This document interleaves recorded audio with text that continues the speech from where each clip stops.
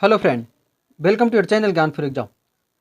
दोस्तों, आज के इस वीडियो में हम सब जानेंगे आप सभी का हाई डिमांड पर आज यह हाजिर हो गया वर्ल्ड ज्योग्राफी। आज हम लोग जानेंगे विश्व का भूगोल। इससे पहले हम लोगों ने इंडियन ज्योग्राफी को ऑलरेडी जान रखा है। आज हम लोग करेंगे वर्ल्ड ज्योग्राफी। यह जो है NCERT सार संग्रह बुक से चलाई जा रही सीरीज है, जो कि महेश कुमार बर्नवाल द्वारा लिखी गई पुस्तक है।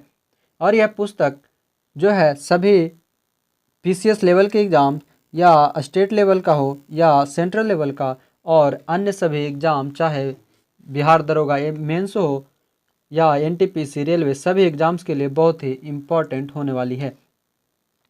जो लोग चैनल पर नए हैं वो चैनल को सब्सक्राइब कर लेंगे, साथ ही बेल आइकन को ऑन कर लेंगे, जिससे आपको समय समय पर नोटिफिकेशन मिलता रहे। और वीडियो को ज़्यादा से ज़्यादा लोगों तक शेयर, लाइक, कमेंट्स जरूर करेंगे। इससे पहले के वीडियो में हम लोगों ने जान रखा है हिस्ट्री का सभी सेगमेंट, मॉडर्न, एंशिएंट और मेडिवल। साथ ही हम लोगों ने साइंस से जाना था उसके 3 सेगमेंट, फिजिक्स, केमिस्ट्री और बायो। उसके साथ हम लोगों ने इंडियन ज्योग्राफी और पॉलिटी को ऑलरेडी कंप्लीट कर रखा है। जो लोग उसे नहीं देखे हैं वह प्लेलिस्ट में जाकर के चेक करेंगे। NCERT सार संग्रह से के नाम से प्लेलिस्ट बनाए गए हैं, वहां से जाकर के पिछले सभी वीडियो को आप लोग जरूर देख लेंगे। PDF के लिए आप लोग डिस्क्रिप्शन में दिए गए लिंक से PDF को डाउनलोड करेंगे। अगर वहां से लिंक से PDF डाउनलोड ना हो तो आप वहां पर दिए गए ग्रुप्स को ज्वाइन कर लेंगे।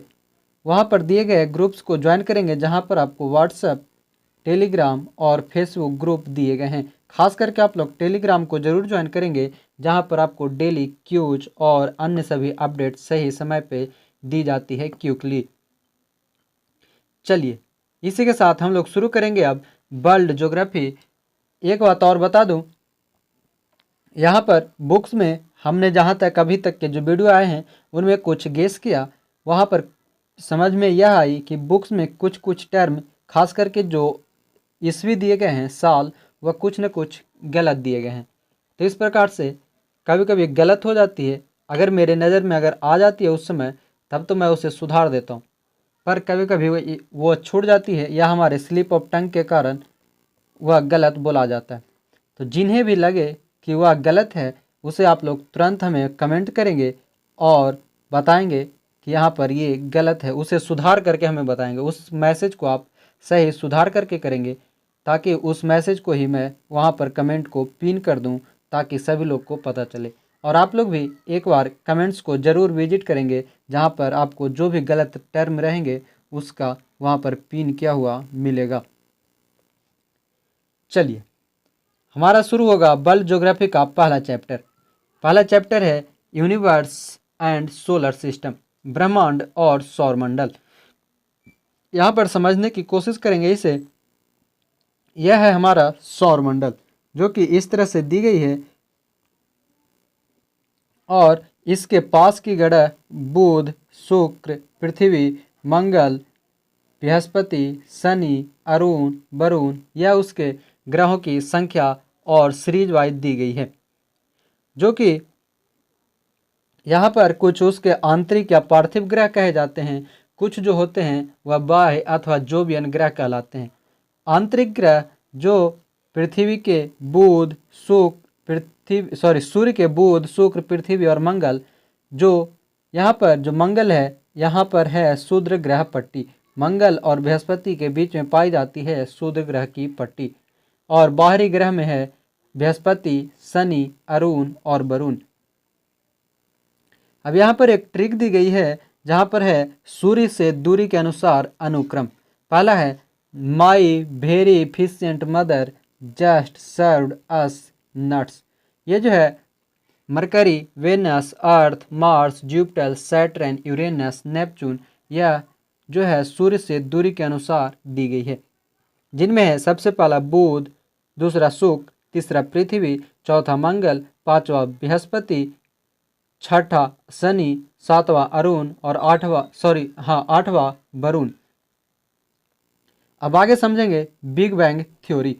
बिग बैंग सिद्धांत के अनुसार लगभग 8 अरब वर्ष पूर्व वर्तमान ब्रह्मांड एक अत्यधिक सघन एवं अत्यधिक उच्च तापमान वाले एकल सूक्ष्म पिंड अथवा बिंदु के रूप में था, जिसे सिंगुलैरिटी कहा गया। इस पिंड में एक महाविस्फोट के पश्चात ब्रह्मांड का प्रसार प्रारंभ हुआ, जो अनवरत जारी है।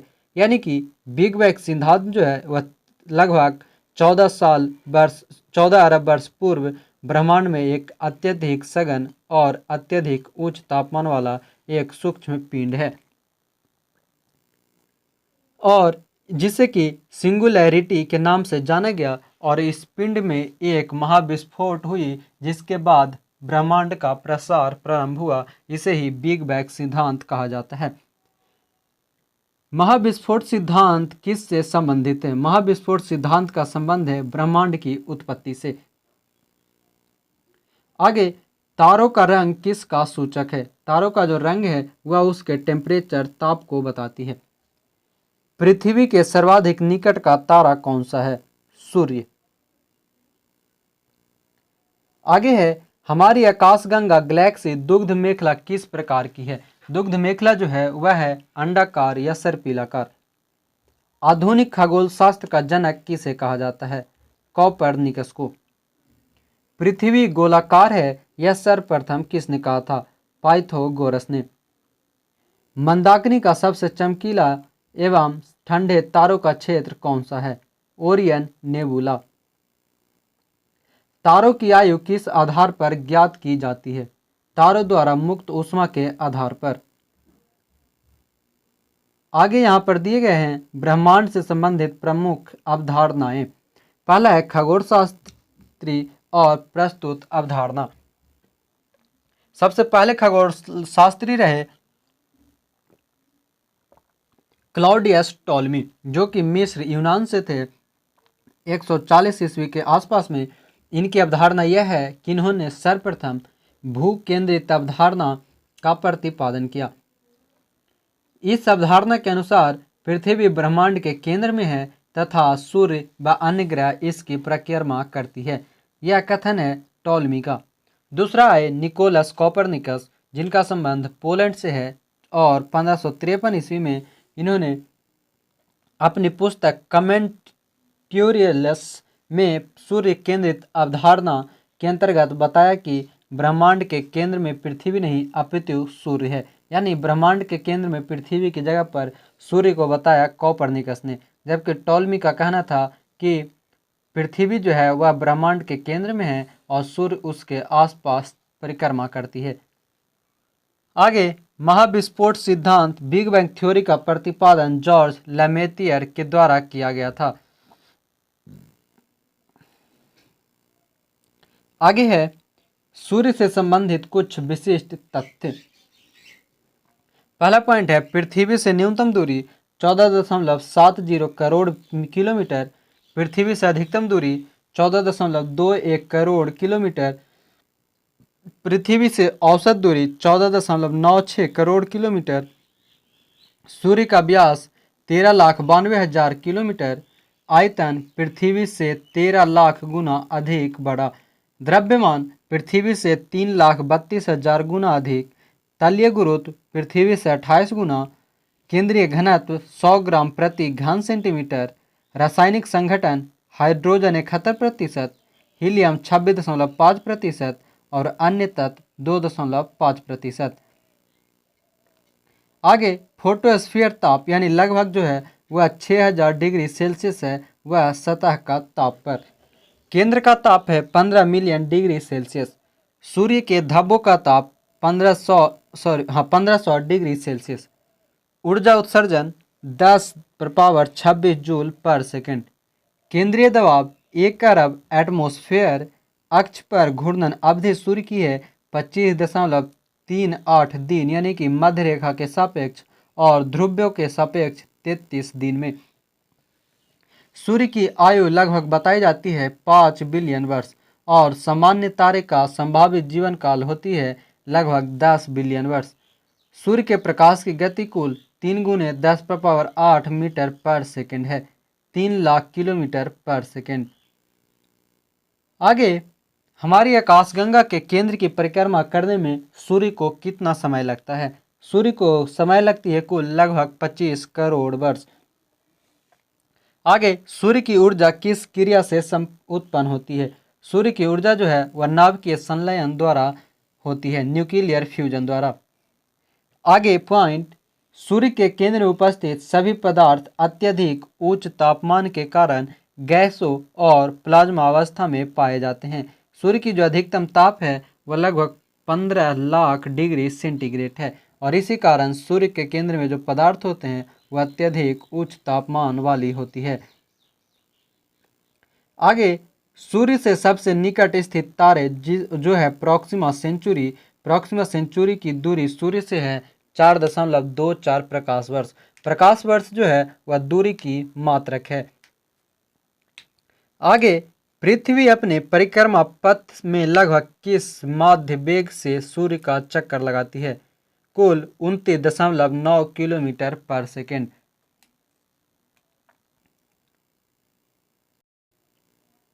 आगे यहाँ पॉइंट है, किसी ग्रह का अपने अक्ष पर घूमने को परिभ्रमण तथा सूर्य के चारों ओर चक्कर लगाने को परिक्रमण कहते हैं। सूर्य अगर किसी ग्रह का अपने अक्ष पर घूमता है तो उसे परिभ्रमण यानी रोटेशन कहा जाता है और सूर्य के चारों ओर कोई अगर ग्रह चक्कर लगाता है उसे रिवॉल्यूशन परिक्रमण कहा जाता है। दिन रात किस कारण होते हैं? दिन और रात होने का कारण है पृथ्वी के अपने कक्ष पर घूर्णन के कारण। पृथ्वी जो है कुल यह इस तरह से 23.5 डिग्री पर झुकी हुई है और जब वह घूर्णन गति करती है तो उसके एक क्षेत्र पे दिन तो दूसरे क्षेत्र पे रात होती है। आगे, ग्रह क्या है? ग्रह वे अप्रकाशहीन पिंड जो सूर्य के प्रकाश से प्रकाशित होते हैं ग्रह कहलाते हैं। आगे है, पृथ्वी किन ग्रहों के मध्य स्थित है? पृथ्वी का जो क्रम है वह है सूर्य एवं मंगल के बीच की। आकाश में कितने तारेमंडल हैं? आकाश में जो कॉन्स्टेलेशन है वह है 88। आगे है, आकार के अनुसार ग्रहों का अवरोही क्रम, यानी कि उसके साइज के अनुसार देखें तो सबसे बड़ा ग्रह जो है वह है बृहस्पति, उसके बाद शनि, तब अरुण, वरुण, पृथ्वी, शुक्र, मंगल और 8वें नंबर पर है बुध। सबसे छोटा ग्रह बुध और सबसे बड़ा ग्रह बृहस्पति। वही अगर बात करें सूर्य की सबसे निकटतम ग्रह तो वह था बुध। आगे है, आकार एवं द्रव्यमान के अनुसार सबसे बड़ा ग्रह बृहस्पति एवं सबसे छोटा ग्रह बुध है। नेक्स्ट है अपना घनत्व के अनुसार ग्रहों का अवरोही क्रम। घनत्व के अनुसार अगर बात करें तो सबसे बड़ा है पृथ्वी, फिर है बुध, शुक्र, मंगल, वरुण, बृहस्पति, अरुण, तब शनि। यानी शनि का घनत्व सबसे कम और पृथ्वी का घनत्व सबसे अधिक है। आगे है, आंतरिक या पार्थिव ग्रह यानी टेरेस्ट्रियल या अधिवासीय ग्रह के रूप में जानी जाती है बुध, शुक्र, पृथ्वी और मंगल। बुध, शुक्र, पृथ्वी और मंगल है जो कि आंतरिक ग्रह है, जबकि बाह्य ग्रह में जिसे जोवियन ग्रुप की ग्रह कही जाती है उसमें शामिल है बृहस्पति, शनि, अरुण और वरुण। आगे है, सूर्य से दूरी के अनुसार ग्रहों का आरोही क्रम। आरोही यानी कि घटते से बढ़ते क्रम। सबसे पहले है बुध, सबसे निकटतम ग्रह बुध, फिर शुक्र, पृथ्वी, मंगल, बृहस्पति, शनि, अरुण और वरुण। आगे है, सूर्य का निकटतम ग्रह बुध एवं सुदूरतम यानी कि सबसे दूर की ग्रह वरुण है। आगे, सूर्य के परितः परिक्रमण वेग के अनुसार ग्रहों का आरोही क्रम। परिक्रमण वेग यानी कि उसके चक्कर लगाने के अनुसार तो सबसे कम समय में चक्कर लगाता है बुध, उसके बाद शुक्र, पृथ्वी, मंगल, बृहस्पति, शनि, अरुण और वरुण। सबसे यानी कि बुध का परिक्रमण वेग जो है वह सबसे कम और वरुण का वेग सबसे अधिक है।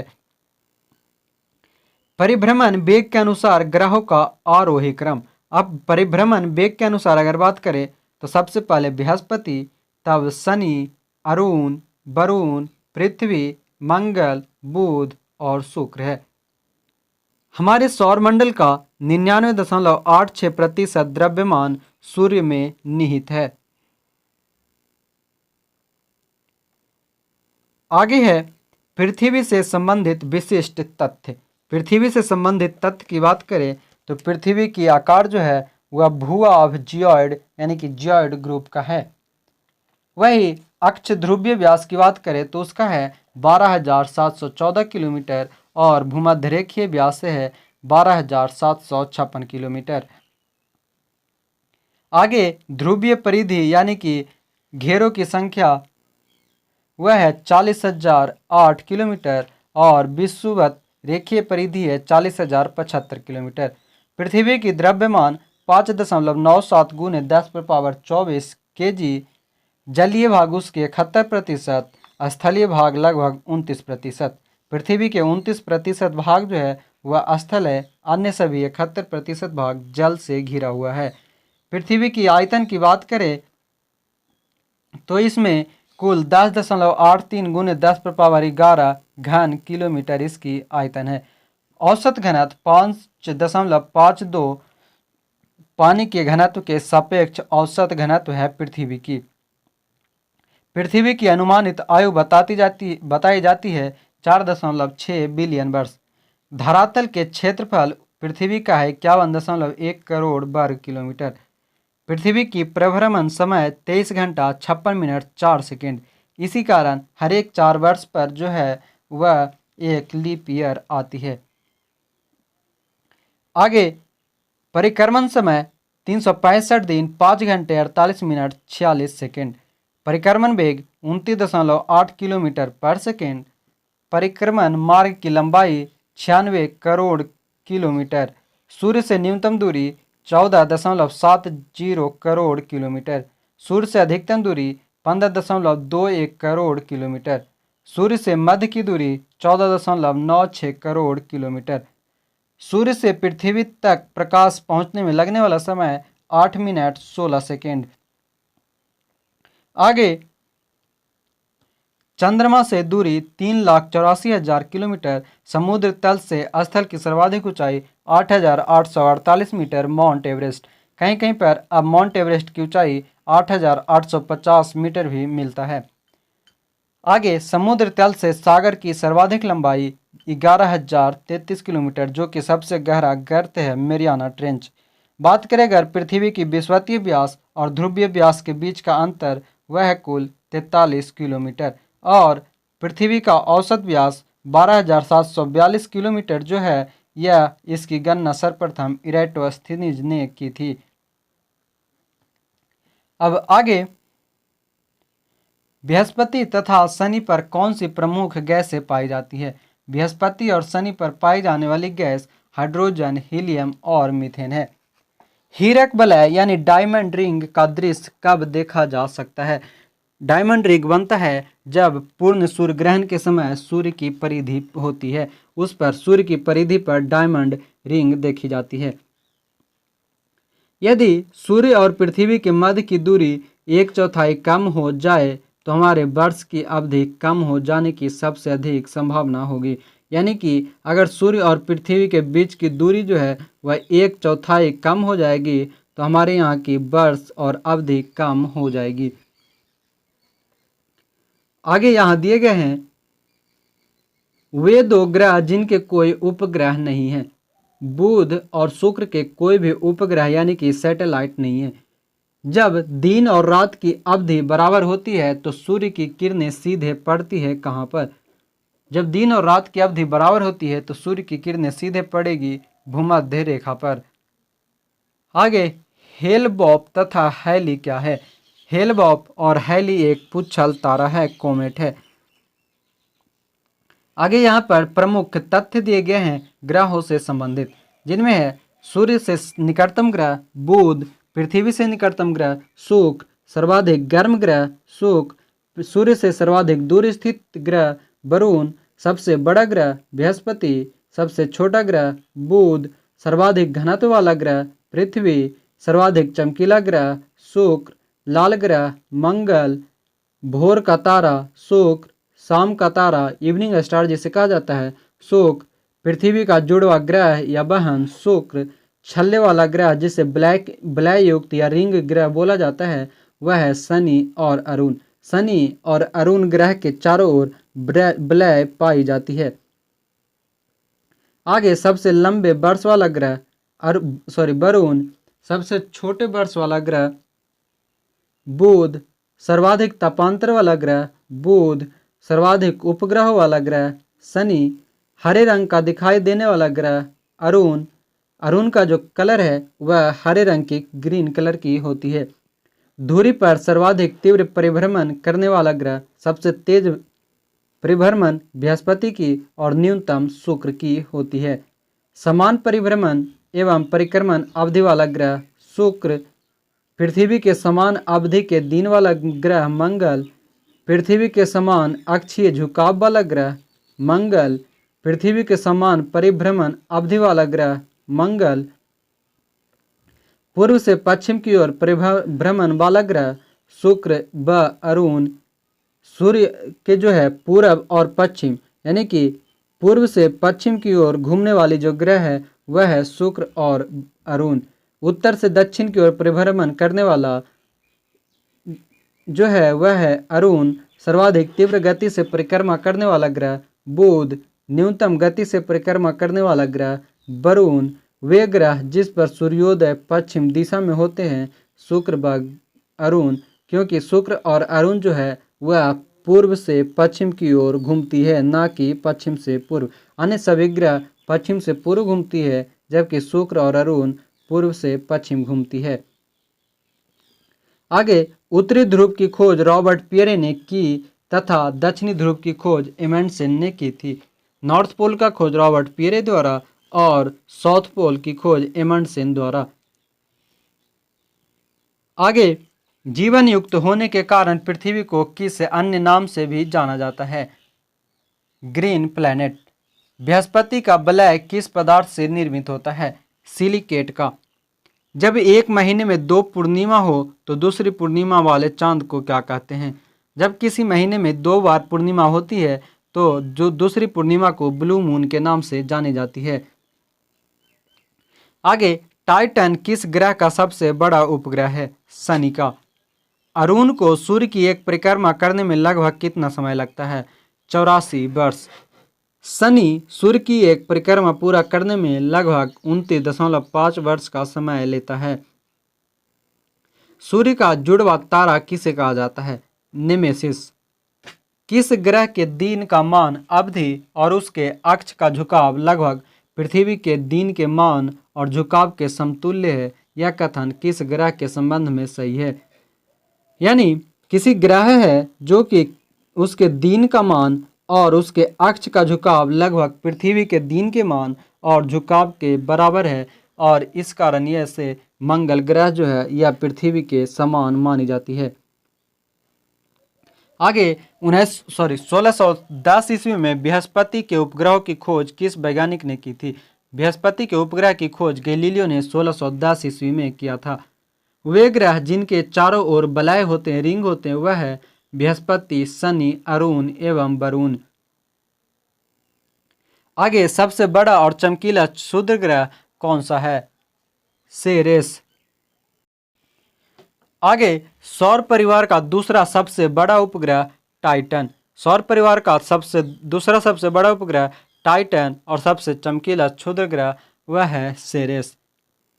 आगे पूर्ण सूर्य ग्रहण केवल सीमित भूक्षेत्र में ही दिखाई पड़ता है, क्योंकि पृथ्वी के अनुप्रस्थ परिच्छेद की तुलना में पृथ्वी पर पड़ने वाली चंद्रमा की छाया का आकार छोटा होता है। सूर्य के प्रकाश मंडल फोटोस्फीयर का तापमान कितना है? लगभग 5500 डिग्री सेल्सियस। आगे चंद्र ग्रहण कब होता है? लूनर इक्लिप्स होती है पूर्णिमा को। आगे शांति का सागर यानी सी ऑफ ट्रैंक्विलिटी किस ग्रह पर स्थित है? सी ऑफ ट्रैंक्विलिटी चंद्रमा पर स्थित है, और चंद्रमा पर वह स्थान है जहां अमेरिका का अंतरिक्षयान अपोलो 11 उतरा था। अपोलो 11 जो था यह सी ऑफ ट्रैंक्विलिटी पर ही उतरी थी और यह भेजी गई थी अमेरिका द्वारा। आगे अगर हम लोग बात कर ले, अभी हमने जाना था ब्लू मून की। ब्लू मून की बात करें तो अगस्त, या कह सकते हैं कि एक कैलेंडर माह में 2 पूर्णिमा हो तो दूसरी पूर्णिमा को ब्लू मून कहा जाता है। और इसका मुख्य कारण 2 पूर्णिमाओं के बीच का अंतराल 31 दिन से कम होना होता है। यानी कि 2 पूर्णिमा के बीच की अंतर अगर 31 दिन से कम है तो ब्लू मून की घटना घटती है। वही अगर सुपर मून की बात कर ले तो जब चंद्रमा पृथ्वी के सबसे निकट होता है तो उस स्थिति को सुपर मून कहा जाता है। यानी जब चंद्रमा पृथ्वी के नज़दीक में हो तब उसे सुपर मून की घटना कही जाती है, और इसे सुपर मून को पेरिजी फुल मून भी कहा जाता है। आगे पॉइंट है, फोबोस एवं डिमोस किसके उपग्रह हैं? मंगल के। मंगल पर जीवन की उपस्थिति के लिए बर्फ, छत्रकों और हिमसितित जल की उपस्थिति अवस्था सबसे अनुकूल है। आगे, चंद्रमा के धरातल पर 2 व्यक्ति एक दूसरे की बात क्यों नहीं सुन सकते?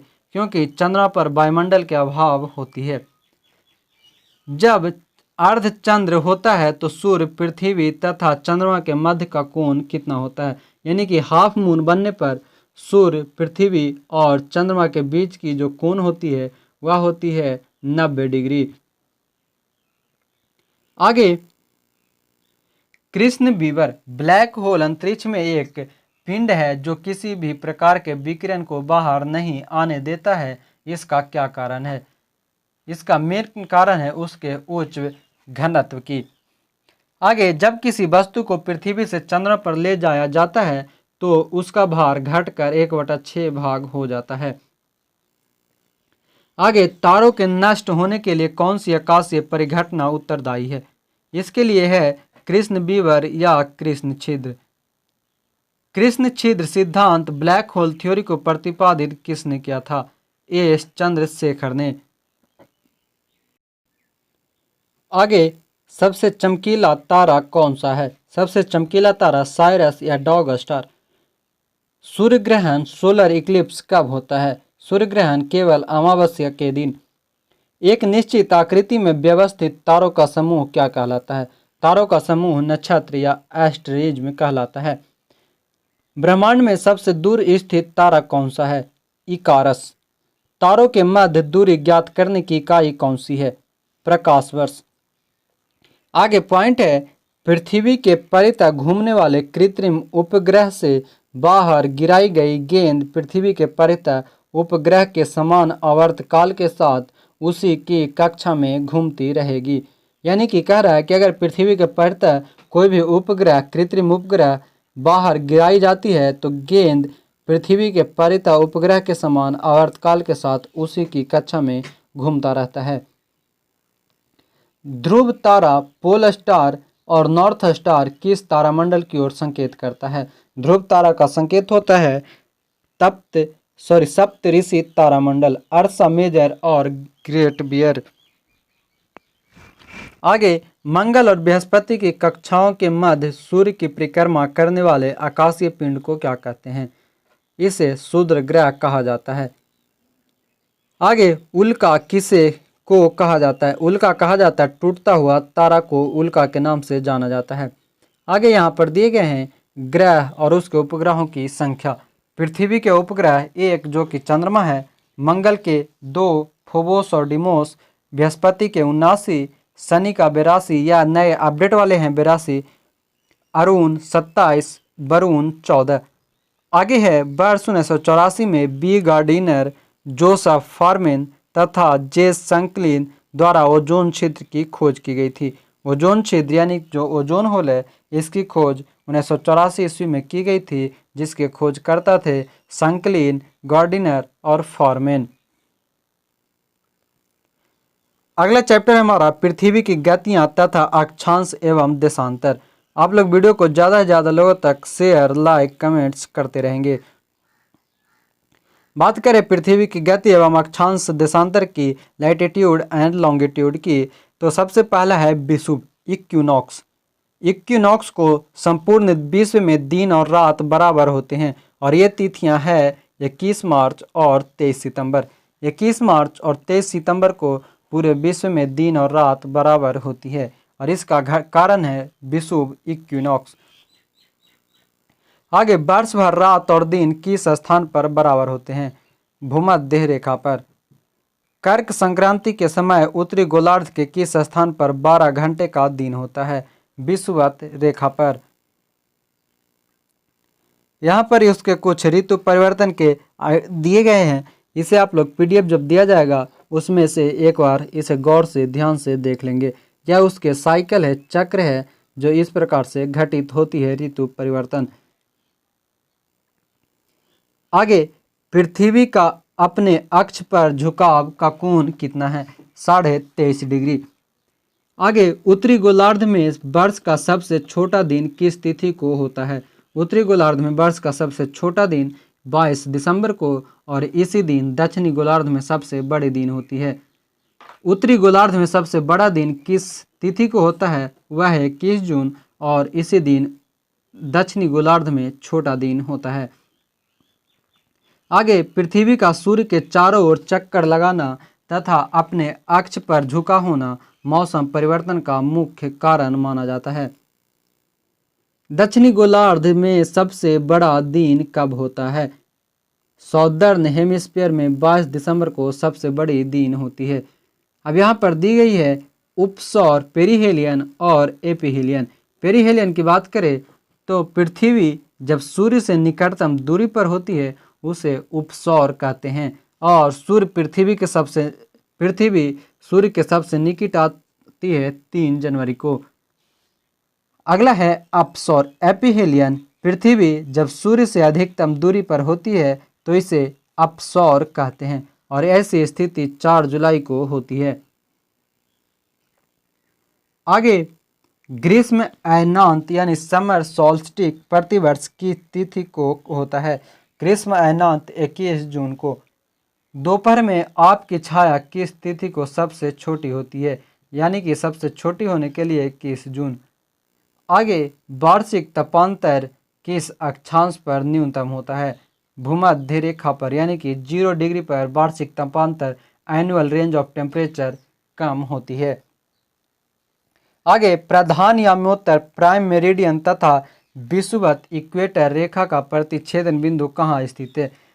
जो प्राइम मेरिडियन और इक्वेटर है इसका प्रतिच्छेदन बिंदु जो कि एक दूसरे को काटने का कार्य करती है वह है अटलांटिक महासागर में। आगे 0 अंश अक्षांश तथा 0 अंश देशांतर बिंदु का प्रतिच्छेद अटलांटिक महासागर में अवस्थित है। आगे सूर्य की पहली किरण भारत के किस याम्योत्तर पर दिखाई देती है? याम्योत्तर यानी मेरिडियन 97 डिग्री 25 मिनट पूर्व और यह सबसे पहले अरुणाचल प्रदेश के किविथु नाम पर स्थान पर दिखाई देती है, क्योंकि जो भारत है, भारत के उत्तर दक्षिण और पूर्व पश्चिम की जो बिंदु दी गई है उसमें जो पूर्वी बिंदु है वह है अरुणाचल प्रदेश में, सबसे पश्चिमी है गुजरात में गौर माता, उत्तर का है जम्मू कश्मीर में और दक्षिण का है इंदिरा पॉइंट, इधर का है उत्तर का इंदिरा कॉल, दक्षिण का इंदिरा पॉइंट, जो कि उसके पूरे भारत की सबसे उत्तरी, दक्षिणी, पूर्वी और पश्चिमी बिंदु है। आगे अंतर्राष्ट्रीय दिनांक रेखा किस महासागर से गुजरती है? प्रशांत महासागर से। पृथ्वी की भूमध्य रेखा की कुल लंबाई कितनी है? 40,075 किलोमीटर।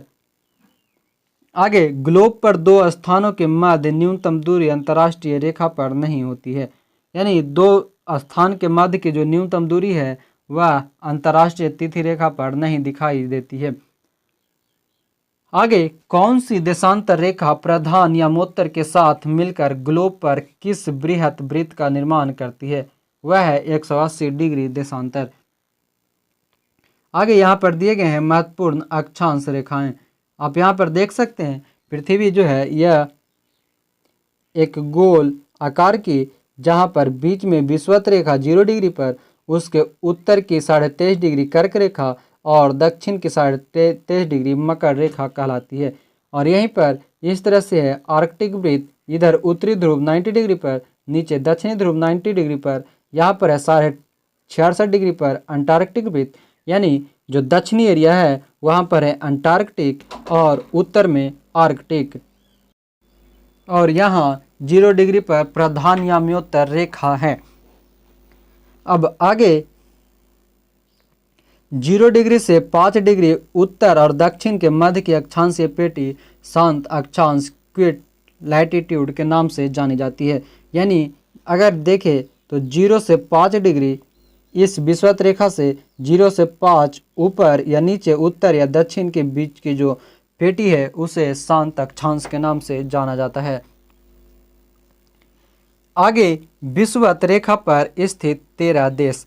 विषुवत रेखा यानी इक्वेटर पर जो स्थित देश हैं उनमें साओ टॉम और प्रिंसिप, इसे बहुत ही केयरफुली सुनेंगे, साओ टॉम और प्रिंसिप, गैबोन, कांगो गणराज, लोकतांत्रिक गणराज Congo, Uganda, Kenya, Somalia, Maldives, Indonesia, Kiribati, Ecuador, Colombia और ब्राज़ील।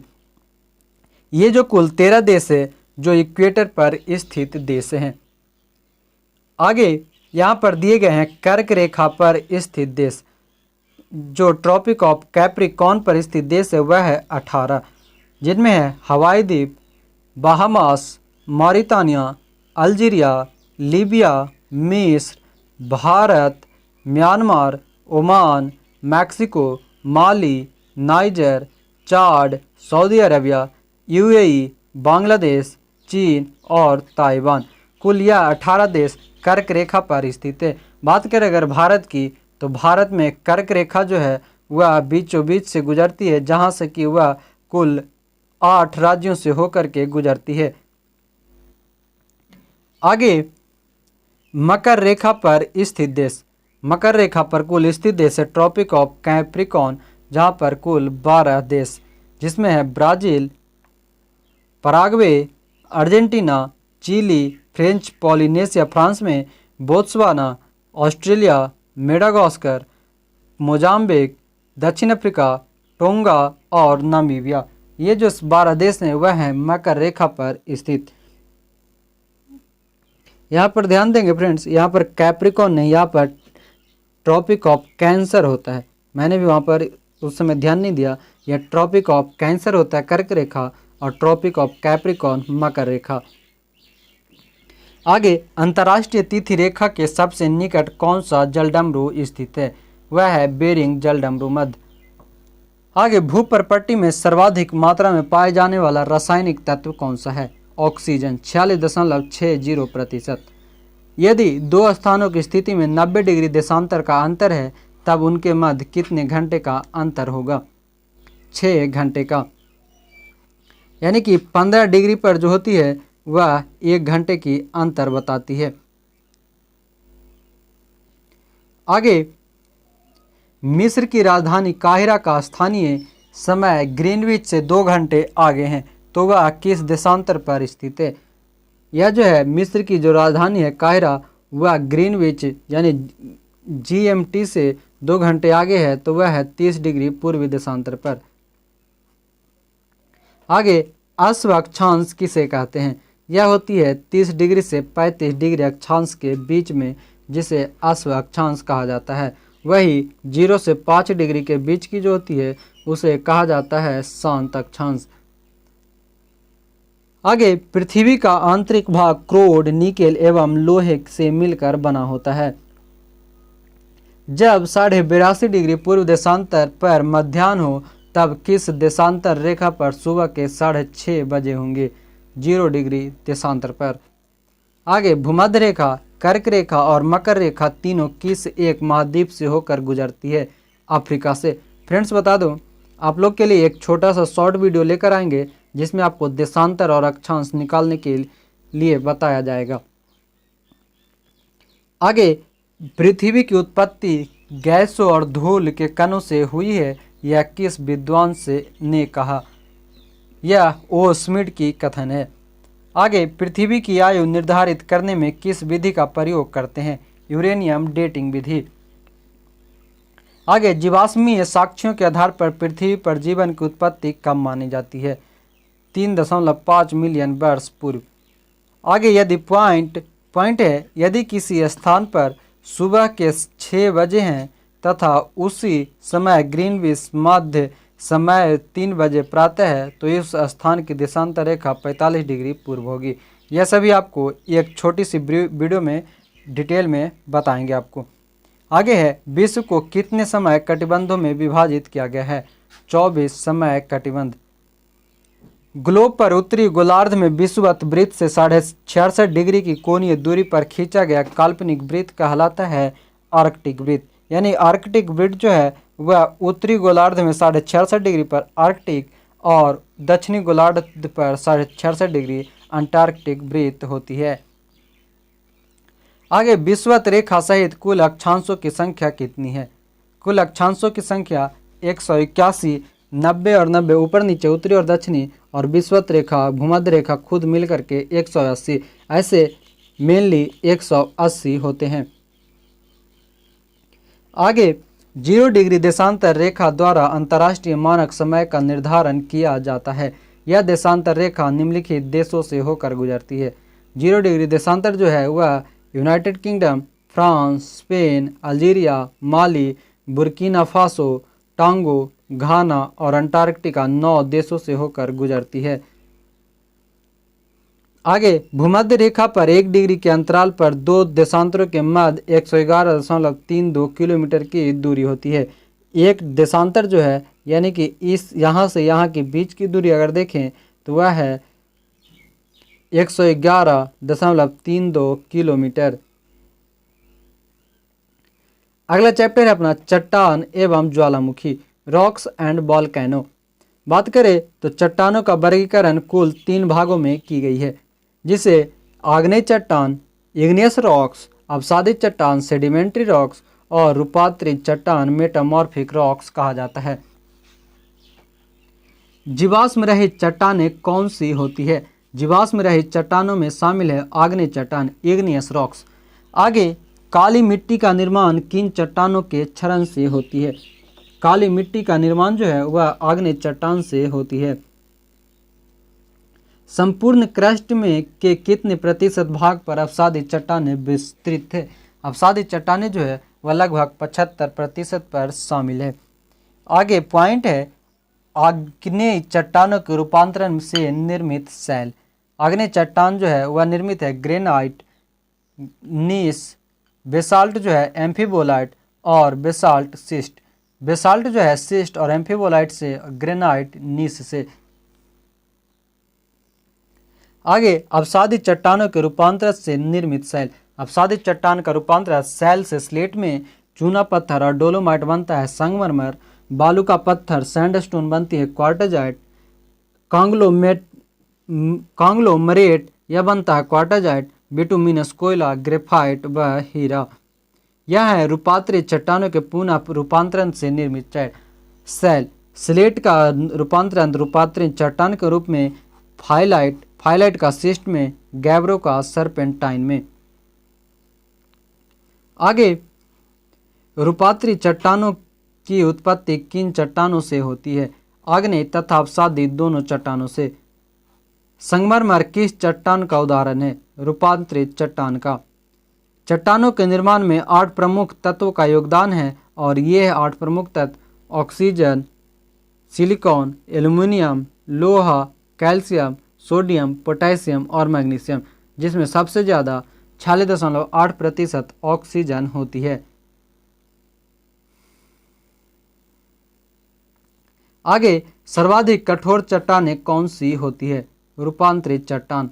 पृथ्वी के अंदर पिघले पदार्थ को क्या कहते हैं? मैग्मा।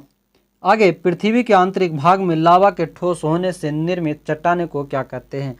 लावा अगर ठोस होकर के बने तो उसे प्लूटोनिक चट्टान, प्लूटोनिक रॉक्स कहा जाता है। आगे, ओजोस डेल सलाडोस ज्वालामुखी किस देश में स्थित है?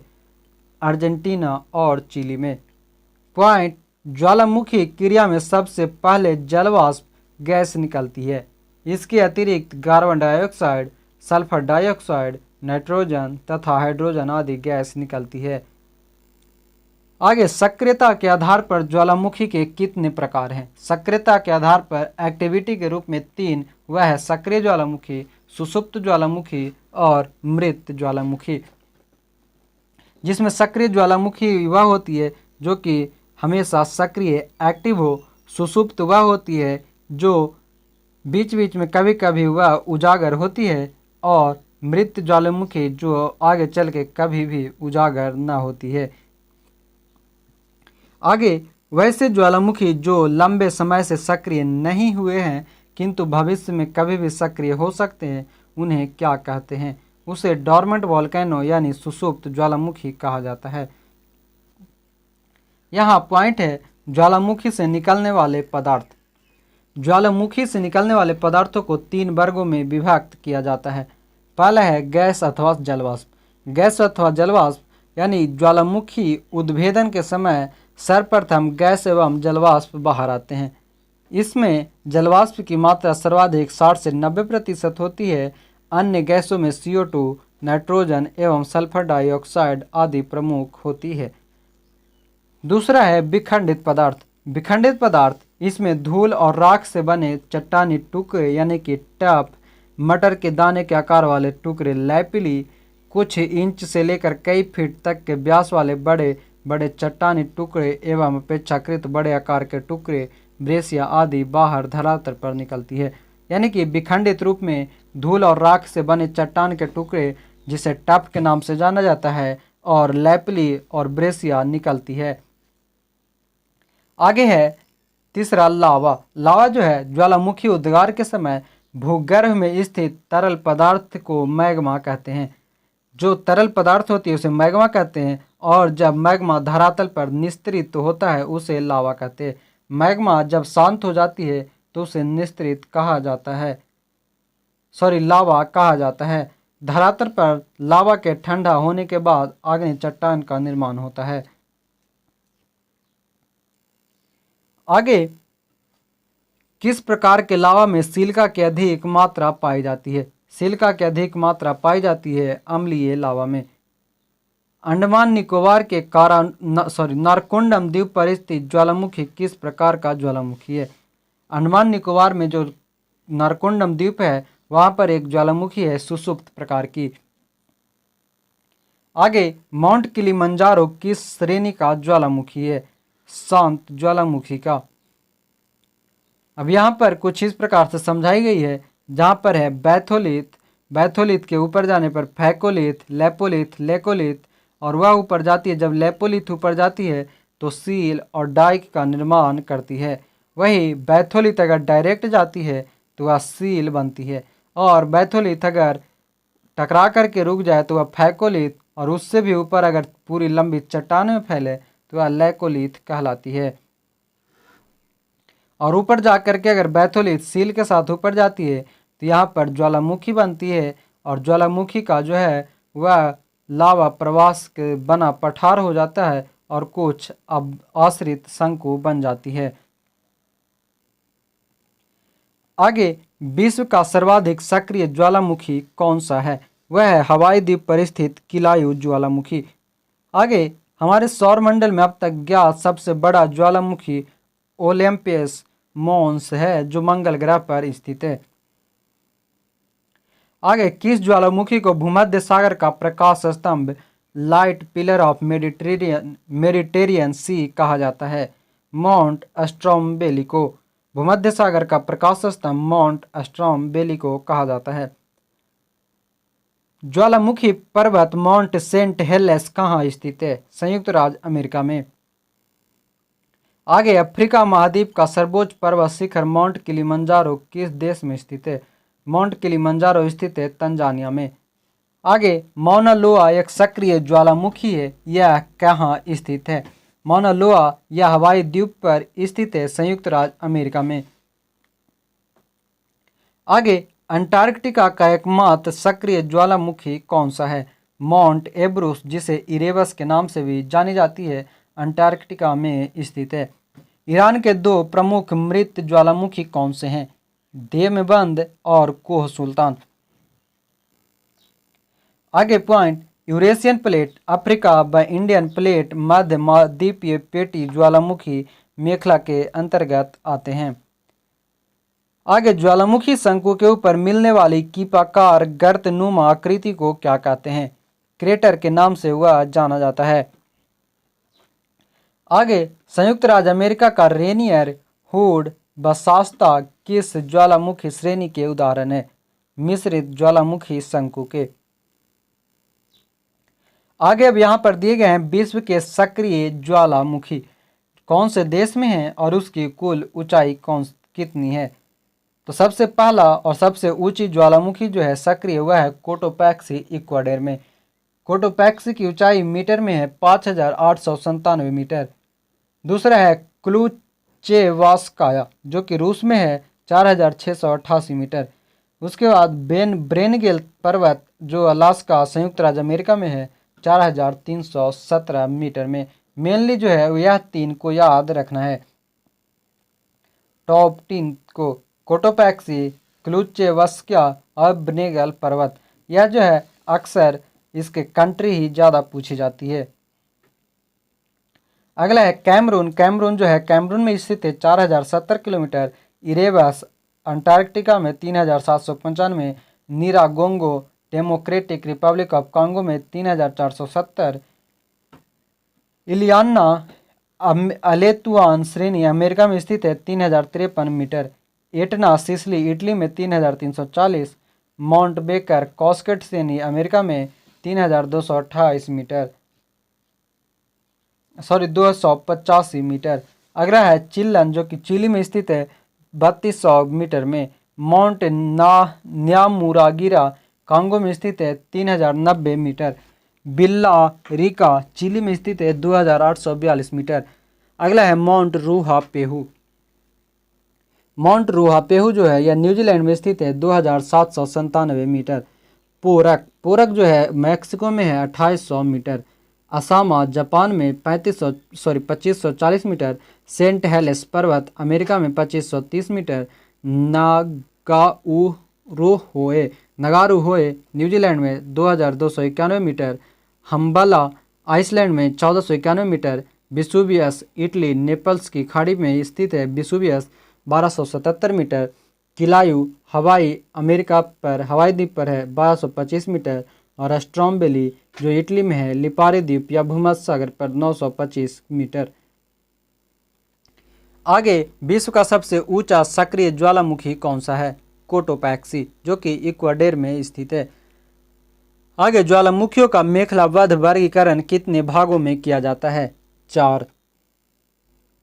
आगे, ज्वालामुखी मेखलाएं प्रशांत महासागरीय मेखला, मध्य महाद्वीपीय पेटी, मध्य अटलांटिक मेखला या मध्य महासागरीय कटक और अंतरापेटीय ज्वालामुखी, यह सभी ज्वालामुखी के मेखला हैं, कुल 4 प्रकार के।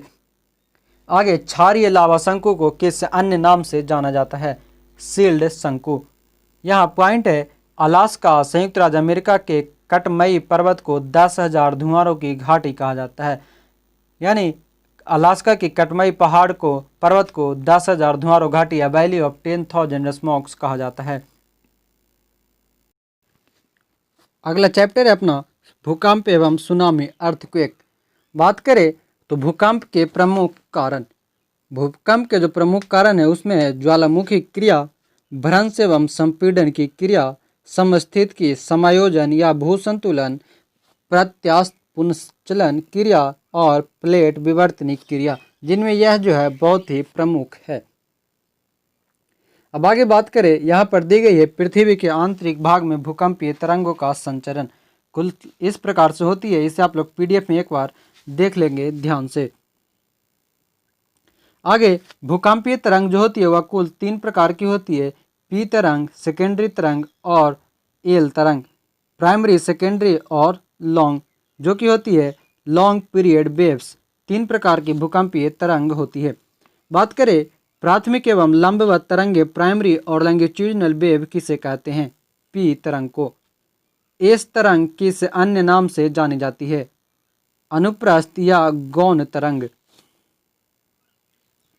आगे, एल तरंग यानी धरातलीय तरंग सरफेस या लॉन्ग पीरियड वेव की गति सबसे कम किंतु तीव्रता सर्वाधिक, जबकि पी तरंगों की गति सर्वाधिक तथा तीव्रता सबसे कम होती है। आगे, भारत ने विश्व की सबसे आधुनिक सुनामी चेतावनी प्रणाली कब प्रारंभ की है? सबसे आधुनिक सुनामी चेतावनी प्रणाली अक्टूबर 2007 में। आगे, भारतीय राष्ट्रीय महासागर सूचना सेवा केंद्र कहाँ स्थापित किया गया है? हैदराबाद, तेलंगाना में। आगे, पॉइंट, भूकंपीय तरंगों की तीव्रता मापने वाले यंत्र को भूकंप लेख या सिस्मोग्राफ कहते हैं। भूकंप मापन के 3 स्केल हैं: रॉसी-फोरेल स्केल, मर्केली स्केल और रिएक्टर स्केल। बात करें अगर पहला रॉसी-फोरेल स्केल की, तो इस पैमाने पर 1 से 11 मापक रखे गए हैं। मर्केली स्केल में यह अनुभव आधारित पैमाना है, इसके 1 से 12 मापक रखे गए हैं। और तीसरा और सबसे सफल अभी का है रिएक्टर स्केल। यह है लघु गणकीय मापक लैंगोरिथमिक स्केल पर। इसकी तीव्रता 0 से 10 तक होती है और रिएक्टर स्केल पर प्रत्येक अगली इकाई पिछली इकाई की तुलना में 10 गुना अधिक तीव्रता व्यक्त करती है। यानी कि 0 से 1 पर अगर जाएंगे तो यहाँ पर उसके 10 गुना अधिक तीव्र है। आगे, सर्वप्रथम किस स्थान पर भूकंपीय तरंगें अनुभव की जाती है? उसके भूकंप केंद्र पर। किस स्थान को विश्व की भूकंप राजधानी कहा जाता है? विश्व की भूकंप राजधानी the earthquake capital of the world Parkfield, California को कहा जाता है। आगे, भूकंप के प्रकार प्लेट विवर्तनिकी के अनुसार। यह है भूकंप के प्रकार में पहला छिछले केंद्र वाले भूकंप। छिछले केंद्र वाले भूकंप के अंतर्गत 0 से 35 किलोमीटर के बीच की आती है। दूसरा है मध्य केंद्र वाला भूकंप, जो 35 से 75 या 100 किलोमीटर। गहन केंद्र वाले भूकंप 100 से 350 किलोमीटर और पतालीय केंद्र वाले भूकंप 350 से 700 किलोमीटर। आगे, भूकंप अधिक केंद्र इपिसेंटर से 105 डिग्री और 145 डिग्री के मध्य का क्षेत्र क्या कहलाता है? वह कहलाती है भूकंपीय छाया क्षेत्र। आगे, विश्व का सबसे विस्तृत भूकंप क्षेत्र कौन सा है? विश्व का सबसे विस्तृत वह है प्रशांत महासागरीय तटीय पेटी। किस स्थान को विश्व की भूकंप राजधानी कहा जाता है? वह है प्रशांत महासागरीय तटीय पेटी। यहाँ पर ध्यान देंगे, हमने इससे पहले भी एक जाना था। यहाँ देखेंगे विश्व की भूकंप राजधानी पार्कफील्ड, कैलिफोर्निया और विश्व की भूकंप राजधानी प्रशांत महासागरीय तटीय पेटी। यह जो है प्रशांत महासागर है। अगर ऑप्शन को ध्यान में रख करके आंसर करना है, अगर रहे प्रशांत महासागर यानी कि सागर के हिसाब से, तो प्रशांत महासागर, और किसी खास जगह के नाम पर तो वह है पार्कफील्ड, कैलिफोर्निया। ध्यान रखना है। आगे, प्लेट विवर्तनिक क्रिया के कारण भारतीय उपमहाद्वीप का कौन सा प्रदेश भूकंप ग्रहणशील है? वह है उत्तर पश्चिमी प्रदेश। आगे, पी तरंगे ठोस के साथ साथ तरल माध्यम में भी चल सकती है, परंतु ठोस की तुलना में तरल माध्यम में इसकी गति मंद हो जाती है, यानी धीमी हो जाती है। अब अगला चैप्टर हमारा द कॉन्टिनेंट्स, महाद्वीप। आप लोग वीडियो को शेयर, लाइक, कमेंट्स करते रहेंगे। आप लोग शेयर और कमेंट्स तो नहीं करते, साथ ही लाइक भी आप लोग नहीं करते। मैं अक्सर का तो आपको जो प्रॉब्लम हो उसे कमेंट करें, हर एक कमेंट का आपको रिप्लाई दी जाती है, और लाइक शेयर जरूर करें। अब यहाँ पर मैप को समझने की कोशिश करेंगे। यहाँ पर मैप दी गई है, आप लोग अपने घर पर भी एक मैप रखेंगे या एक मैप को ओपन करेंगे फ़ोन में ही, और उस मैप से वर्ल्ड मैप को एक बार ज़रूर रीड कर लेंगे। यहाँ देखेंगे तो कुछ इस प्रकार से अपना कुल महाद्वीप दी गई है, जिसमें यहाँ पर है एशिया महाद्वीप, इधर है अफ्रीका, इधर दक्षिणी अमेरिका, उत्तरी अमेरिका, नीचे है ऑस्ट्रेलिया। इस प्रकार से कुल महाद्वीप दी गई है।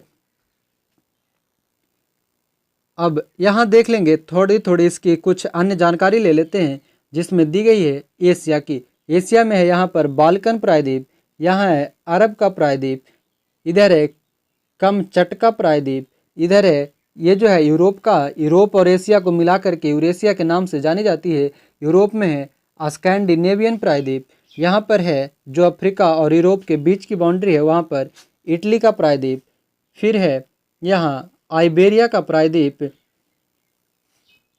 इधर है दक्षिण भारत का प्रायद्वीप,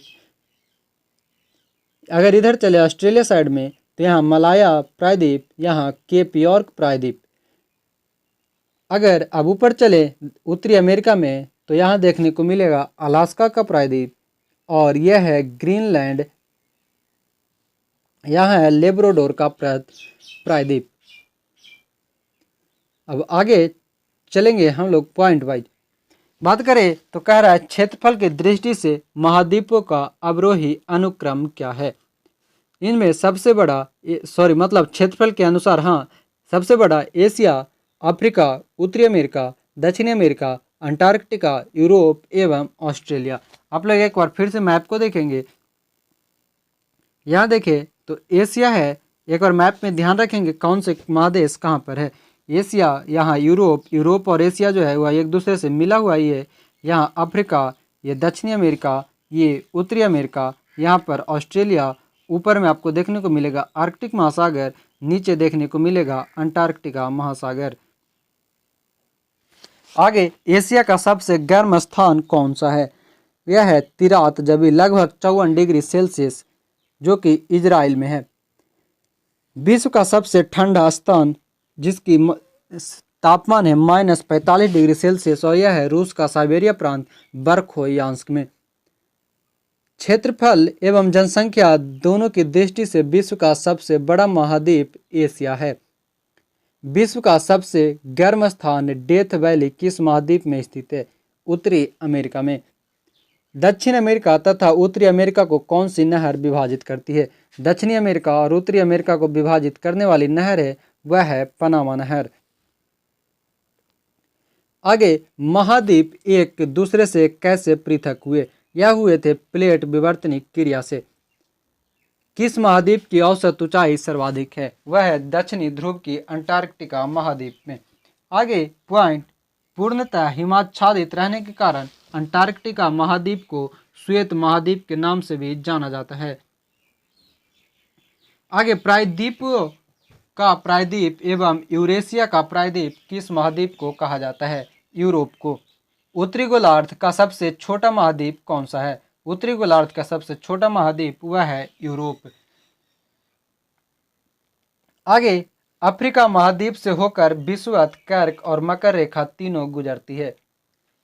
प्रति व्यक्ति भूमि उपलब्धता किस महाद्वीप में सर्वाधिक है। ऑस्ट्रेलिया में। पॉइंट है ऑस्ट्रेलिया, न्यूजीलैंड, मेलानेशिया, माइक्रोनेशिया और पॉलिनेशिया द्वीपों को संयुक्त रूप से ओसेनिया के नाम से जानी जाती है।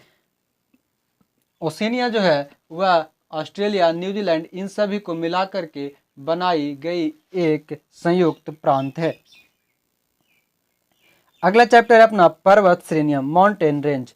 बात करें तो पहला है पॉइंट, बलन क्रिया किस कारण होती है। बलन क्रिया जो है फोल्ड व पर्वत निर्माणकारी बल के कारण। आगे विश्व की सर्वाधिक लंबी पर्वत श्रृंखला कौन सी है। एंडीज पर्वत।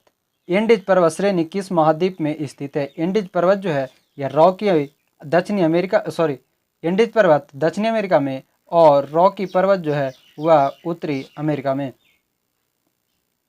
यहाँ दिए गए हैं विश्व के सर्वाधिक ऊंचे 8 पर्वत, जिसमें पहला है माउंट एवरेस्ट जिसकी ऊंचाई 8,848 मीटर और यह स्थित है नेपाल तिब्बत सीमा पर।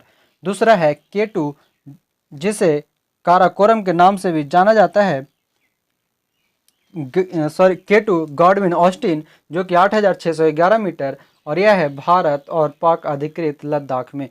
तीसरा है कंचनजंगा 8,586 मीटर, यह स्थित है भारत नेपाल की सीमा पर। चौथा है लाहोत्से जो कि 8,516 मीटर इसकी ऊंचाई है, भारत तिब्बत सीमा पर स्थित है। पांचवा है मकालू जो कि नेपाल तिब्बत सीमा पर स्थित है, 8,462 मीटर।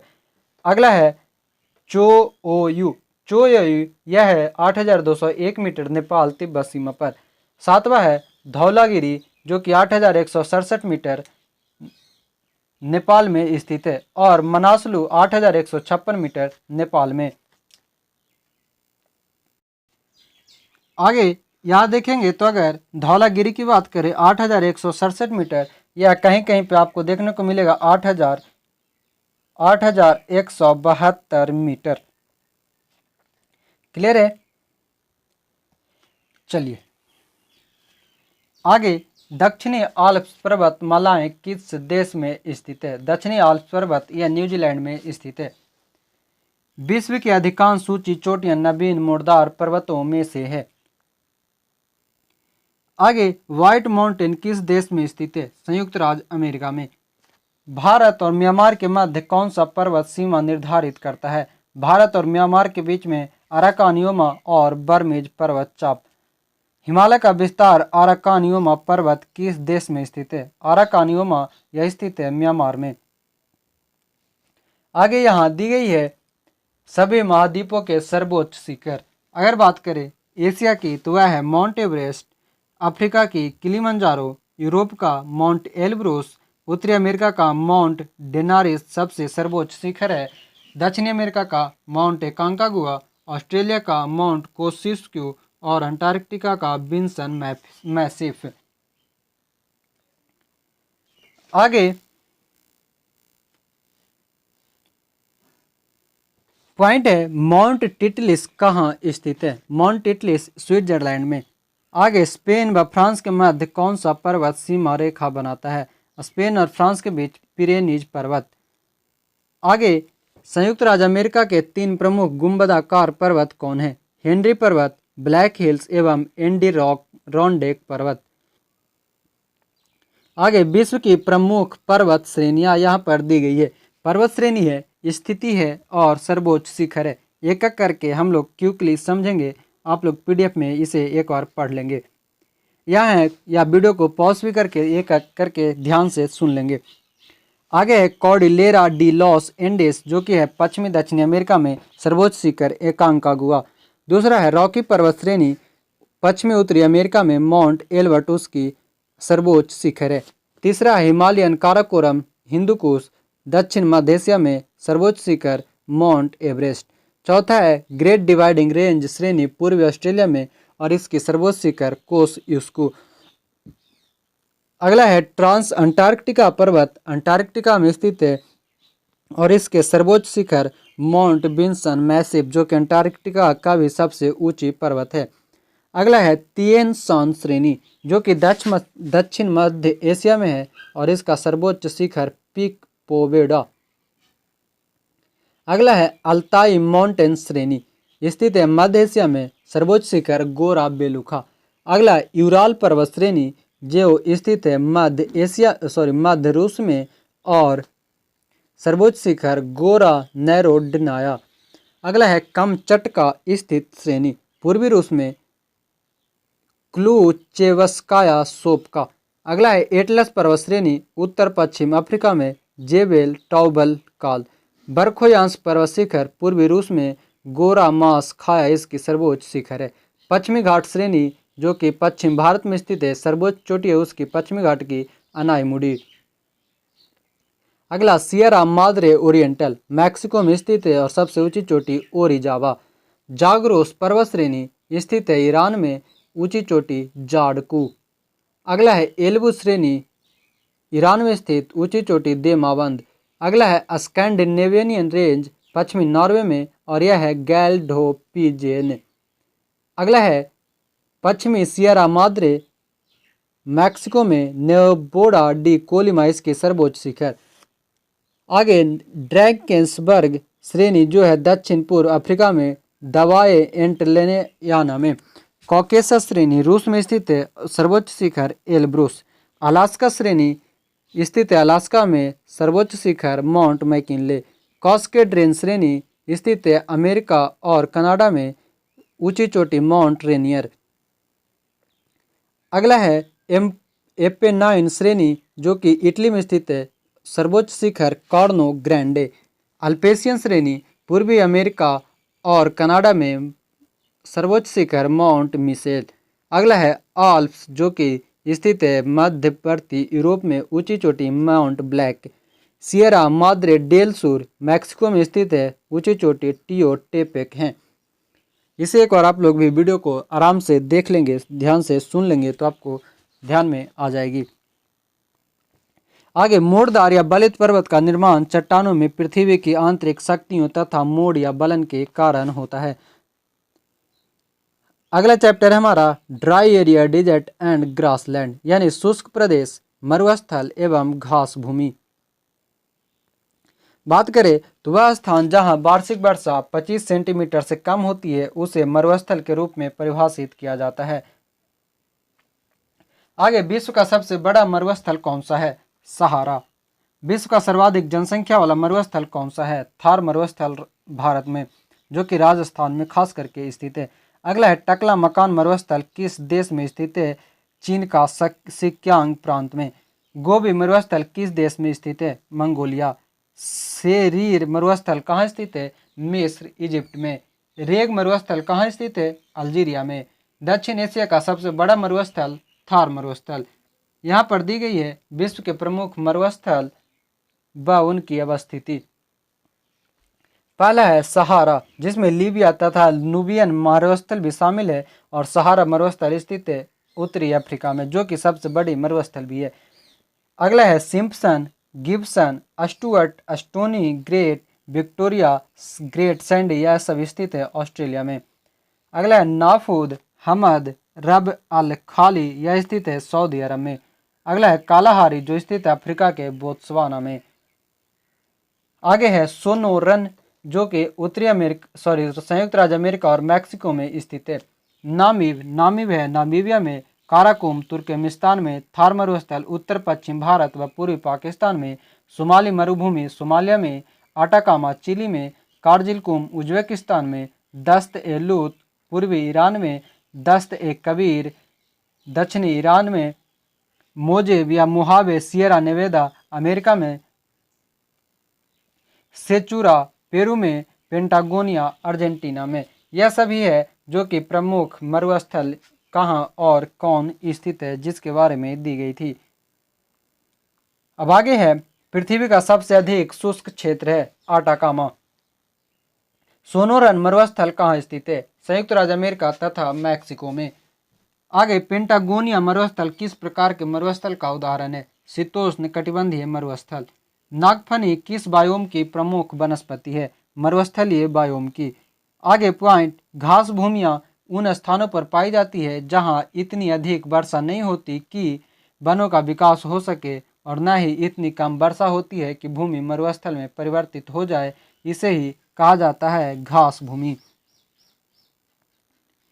आगे, विश्व के प्रमुख घास के मैदान। सबसे पहले दिया गया है शीतोष्ण कटिबंधीय घास के मैदान और उसकी अवस्थिति। पहला शीतोष्ण कटिबंधीय घास मैदान में स्टेपीज, जो कि मध्य एशिया एवं पूर्वी यूरोप में। बेल्ड दक्षिण Africa. पुस्ताज Hungary. Pampas Brazil Argentina एवं उरुग्वे में। कैंटरबरी न्यूजीलैंड में। प्रेरी उत्तरी अमेरिका और डॉन्स ऑस्ट्रेलिया। यह सभी जो घास के मैदान है वह शीतोष्ण कटिबंधीय घास के मैदान है। अगला है उष्ण कटिबंधीय घास का मैदान, जिनमें है लानोस वेनेजुएला में। कंपोज ब्राजील में और सवाना अफ्रीका में। आगे, शीतोष्ण घास के मैदान को यूरेशिया में किस नाम से जानते हैं? स्टेपीज के नाम से। आगे है सवाना का सर्वाधिक विस्तार है अफ्रीका में। दक्षिण अमेरिका का वृक्ष रहित घास का मैदान को क्या कहा जाता है? दक्षिण अमेरिका का मैदान जो कि घास रहित है वह है पंपास। आगे, सवाना बायोम की जलवायु अर्धशुष्क उष्ण कटिबंधीय है। आगे, मरुस्थल स्थलखंड के शुष्क व अर्ध शुष्क भाग होते हैं जो मुख्यतः उपोष्ण एवं उच्च वायुदाब क्षेत्रों में पाए जाते हैं। अगला चैप्टर है अपना घाटियां एवं पठार, वैली एंड प्लेट्यू। आप लोग वीडियो को शेयर लाइक कमेंट्स करते रहेंगे। पहला पॉइंट है समुद्र तल से तिब्बत के पठार की औसत ऊंचाई कितनी है? 5 किलोमीटर। छोटा नागपुर पठार किस प्रकार के पठार का उदाहरण है? गुंबदाकार पठार। संसार की छत किसे कहा जाता है? तिब्बत की पठार या पामीर के पठार को। रूफ ऑफ द वर्ल्ड उसे पामीर की पठार को कहा जाता है। आगे, स्वात घाटी और गिलगित घाटी पाकिस्तान की प्रमुख घाटियां हैं। ग्रेट ऑर्टिजन बेसिन किस देश में स्थित है? ऑस्ट्रेलिया में। बृहत बेसिन किस देश में स्थित है? यूएसए में। आगे यहाँ है विश्व के प्रमुख पठार और उसकी स्थिति। पहला है पामीर या तिब्बत पठार, जो कि स्थित है तिब्बत चीन में। कोलंबिया पठार अमेरिका में।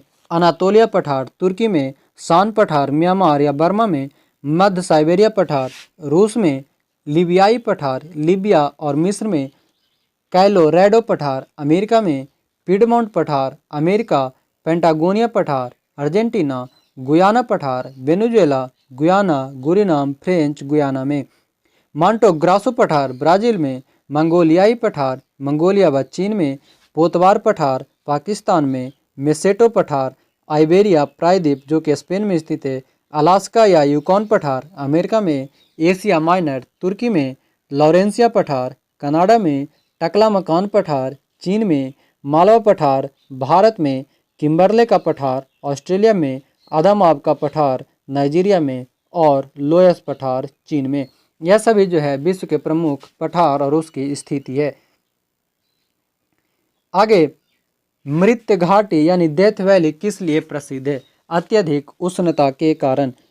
पंजशीर घाटी किस देश में अवस्थित है? अफगानिस्तान में। आगे पॉइंट है, संयुक्त राज्य अमेरिका के दक्षिण कैलिफोर्निया में स्थित मृत्य घाटी भ्रंश घाटी का उदाहरण है। Rift valley. आगे, टेलर घाटी अवस्थित है अंटार्कटिक में। राजाओं की घाटी किस देश में स्थित है? मिस्र में।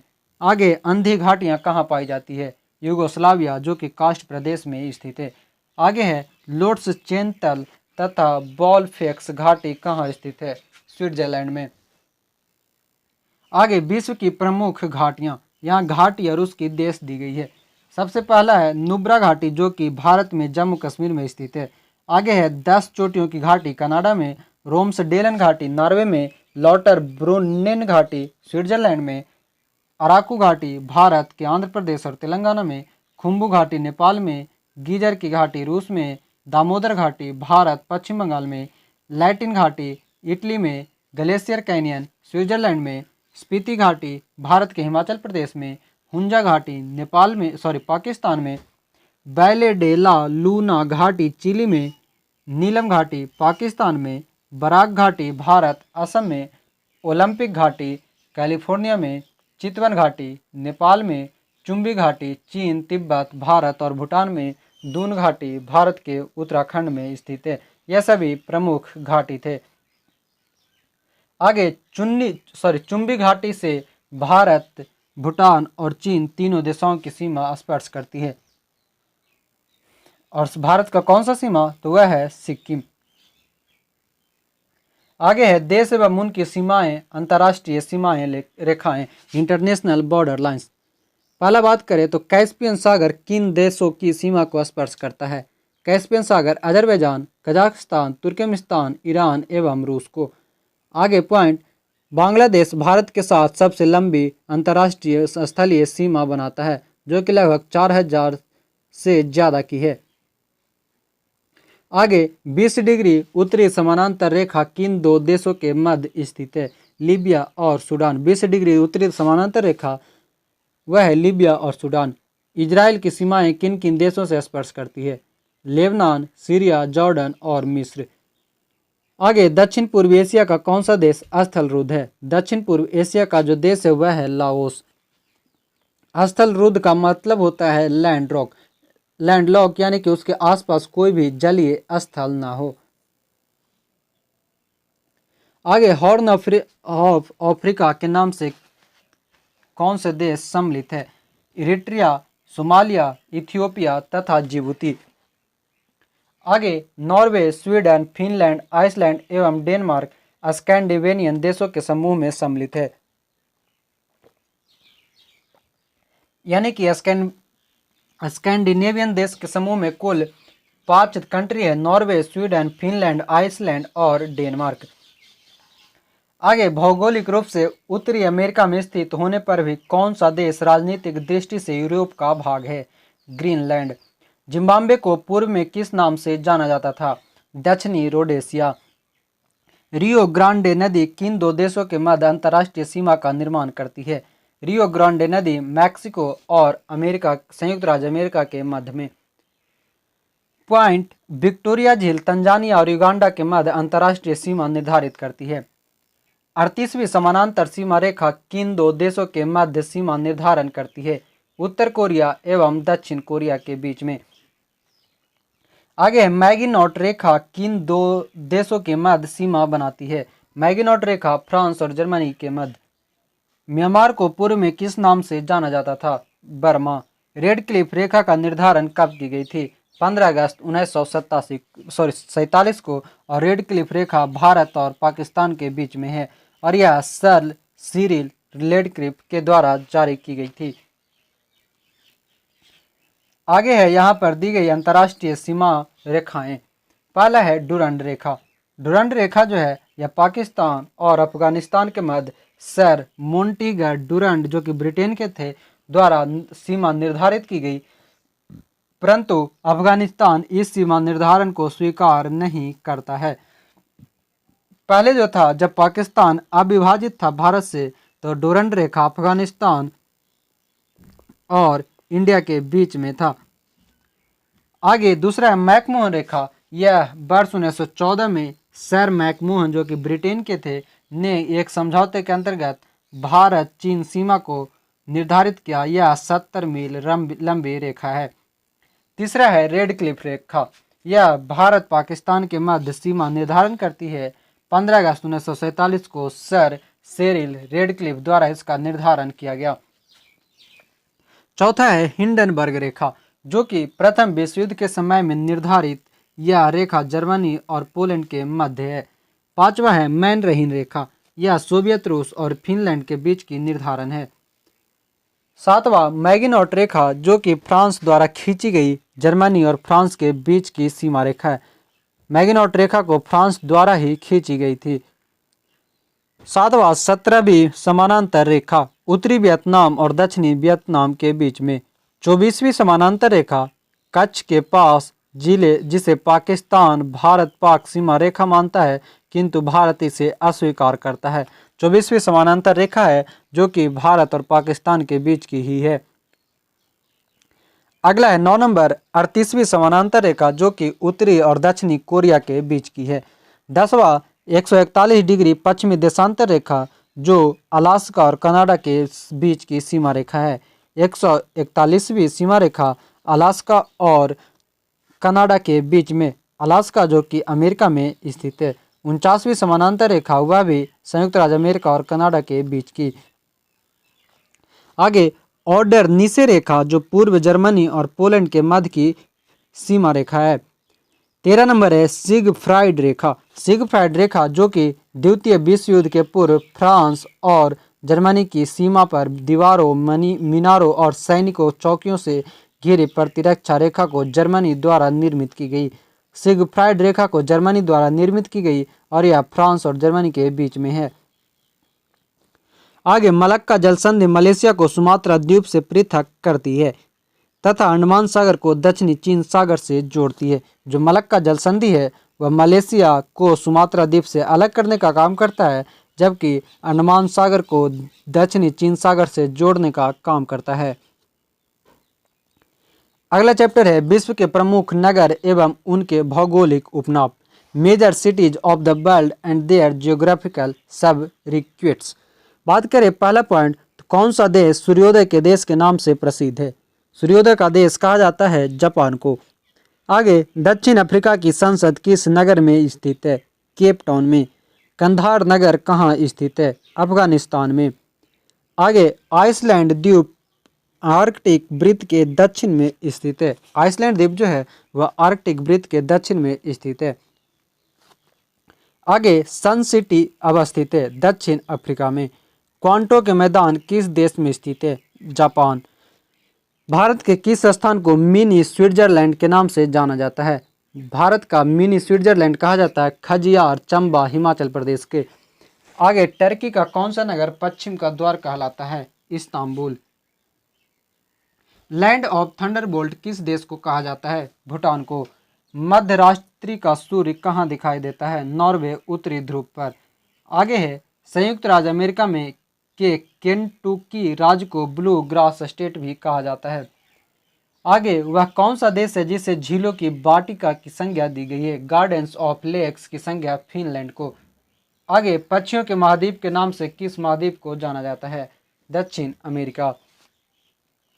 यूरोप की तेल राजधानी किसे कहा जाता है? एबरडीन को, जो कि यूनाइटेड किंगडम में है। आगे, विश्व के किस शहर को ध्रुव नगर के नाम से जाना जाता है? शिकागो, जो अमेरिका में स्थित है। आगे, पूर्वी समुद्र की स्वामिनी की संज्ञा किस देश को दी गई है? पूर्वी समुद्र की स्वामिनी श्रीलंका को। आगे, दक्षिण अमेरिका का ब्यूनस आयर्स नगर अपनी चौड़ी सड़कों के कारण दक्षिण अमेरिका का पेरिस कहलाता है। दक्षिण अमेरिका का जो अर्जेंटीना की राजधानी ब्यूनस आयर्स है, उसे दक्षिण अमेरिका का पेरिस कहा जाता है। आगे, माल्टा किस सागर में अवस्थित है? वह है भूमध्य सागर में। अलास्का किस देश का भाग है? अमेरिका का। विश्व का कौन सा नगर शहरों का शहर है? वह है वेनिस, इटली में। अब यहाँ पर दिए गए हैं महत्वपूर्ण स्थलों के उपनाम, जिसमें पहला है एड्रियाटिक की रानी वेनिस, जो इटली में है। लौंग का द्वीप, जंजीबार, 7 पहाड़ियों का नगर, रोम, शाश्वत शहर जिसे इटर्नल सिटी भी कहा जाता है, रोम। नील का वरदान या नील का उपहार, मिस्र, जिसे इजिप्ट के नाम से भी जाना जाता है। निषिद्ध शहर, लहासा, तिब्बत में। Land of Thunderbolt, Bhutan. नदियों का देश, बांग्लादेश। नहरों का देश, पाकिस्तान। स्काई स्क्रैपर्स का नगर, न्यूयॉर्क। Empire city, New York. अंध महाद्वीप, अफ्रीका। स्वर्णिम द्वारका नगर, सैन फ्रांसिस्को।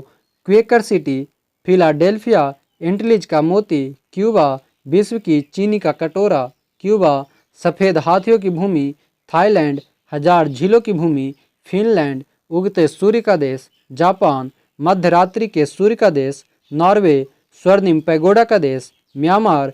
कंगारुओं का देश, ऑस्ट्रेलिया। दक्षिण का ब्रिटेन, न्यूजीलैंड। भूमध्य सागर की कुंजी, जिब्राल्टर संधि।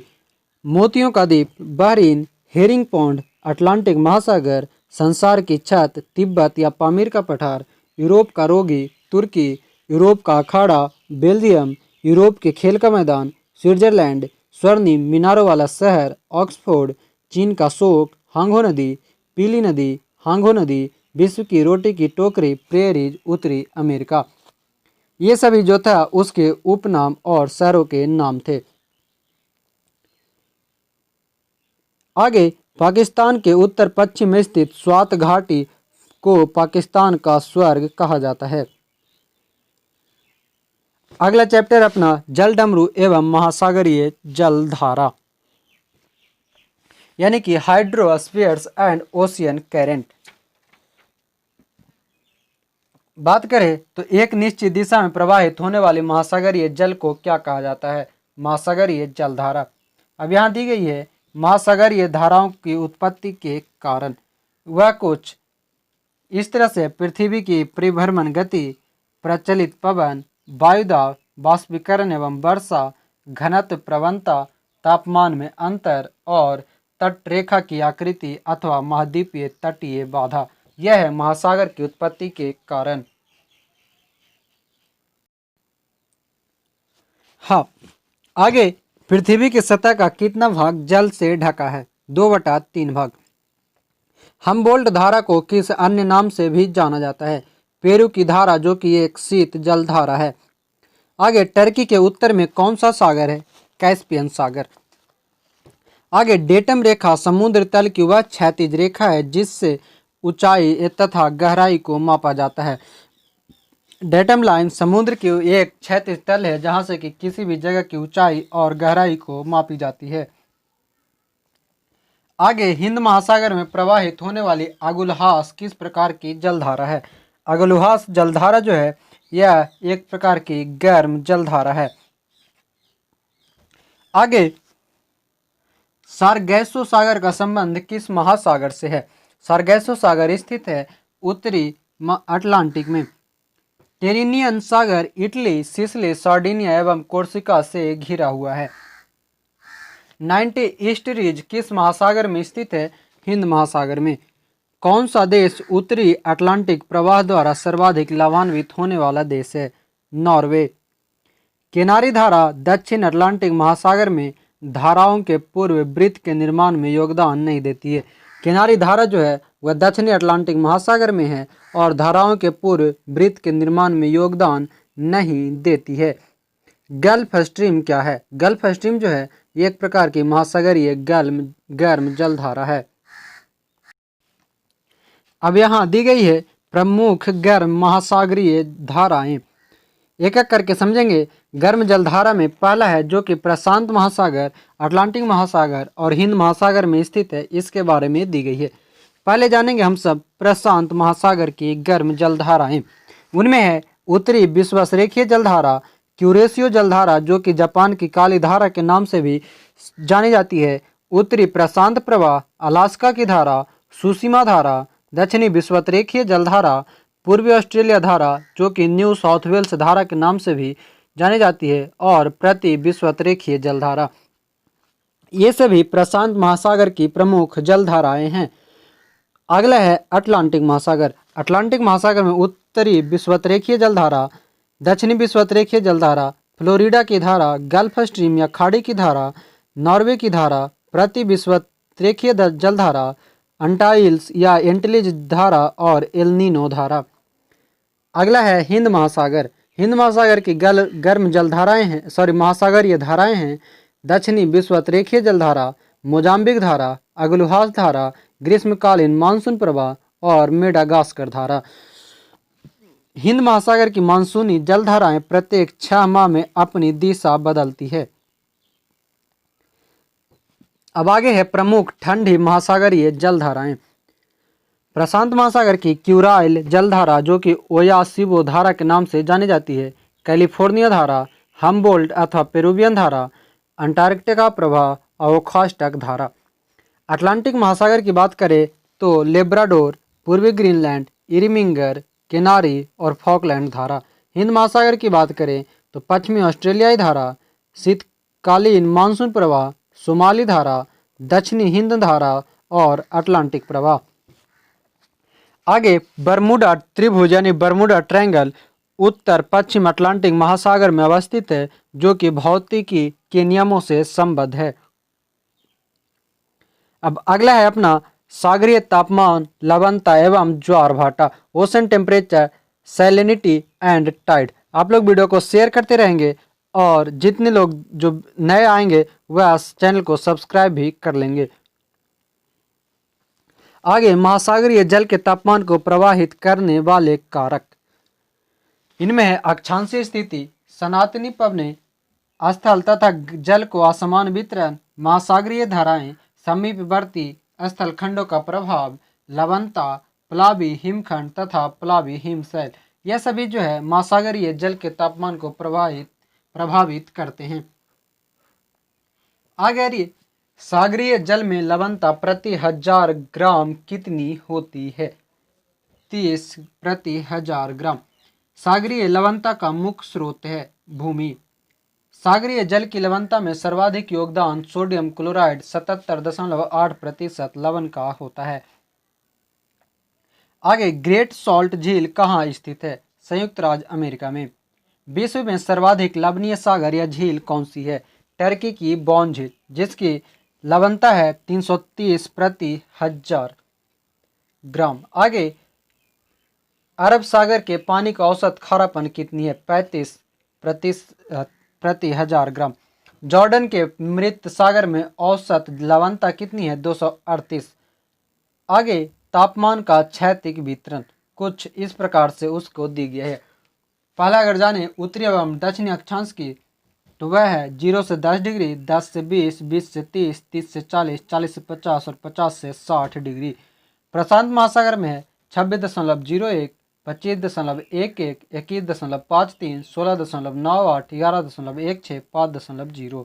अटलांटिक महासागर में क्षैतिज वितरण है 25.18, 23.16, 21.20, 16.90, 8.68, 1.78। हिंद महासागर की बात करें तो 27.14, 25.85, 22.53, 17.00, 8.67 और 1.63। यह सभी तापमान का क्षैतिज वितरण है भिन्न भिन्न जगहों पर। आगे यहाँ दी गई है विभिन्न सागरों एवं महासागरों की लवणता। अगर देखें तो यहाँ पर ये जो दी गई है, ये जो साइन है यह होती है प्रति 1000 ग्राम पर। ठीक है, तो आप लोग ध्यान रखेंगे। पहला महासागरों की औसत लवणता जो होती है 35 प्रति 1000 ग्राम। प्रशांत महासागर की औसत लवणता 31 से 35। अटलांटिक महासागर की औसत लवणता 36, हिंद महासागर की औसत लवणता 35, बंगाल की खाड़ी की लवणता 30, अरब सागर की लवणता 36, ग्रेट सॉल्ट लेक संयुक्त राज्य अमेरिका की लवणता 220, आयन बढ़ती अक्षांशों का महासागरीय लवणता 38, खुले सागर की लवणता 33 से 37, कैस्पियन सागर के उत्तरी भाग में लवणता 14, काराबुगास की खाड़ी में लवणता 33। ये सभी प्रति 1000 ग्राम में हैं। आगे लघु व निम्न ज्वार की उत्पत्ति। कुछ इस प्रकार से लघु और निम्न ज्वार की उत्पत्ति होती है, जिनमें है सम्मिलित पृथ्वी, सूर्य तथा चंद्रमा की लंबवत स्थिति।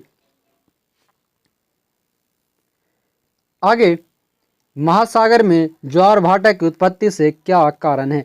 गुरुत्वाकर्षण, अभिकेंद्रीय बल तथा अपकेंद्रीय बल। एक स्थान पर एक दिन में एक ज्वार और एक भाटा आता है तो उसे क्या कहा जाता है? उसे दैनिक ज्वार भाटा कही जाती है। महासागर में ऊंची जल तरंगे किससे उत्पन्न होती है? चंद्रमा से। जब सूर्य, पृथ्वी तथा चंद्रमा एक सीधी रेखा में अर्थात सिजिग हो तब बृहत ज्वार उत्पन्न होती है। आगे एक स्थान पर एक दिन में 2 बार उत्पन्न ज्वार के मध्य कितने समय का अंतर होता है? 24 घंटा 26 मिनट की। यानी एक स्थान पर एक दिन में 2 बार ज्वार और भाटा आती है। ज्वार उस 2 बार में अंतर होती है 24 घंटा 26 मिनट की, लगभग 24 घंटे की, 24.5 घंटे की।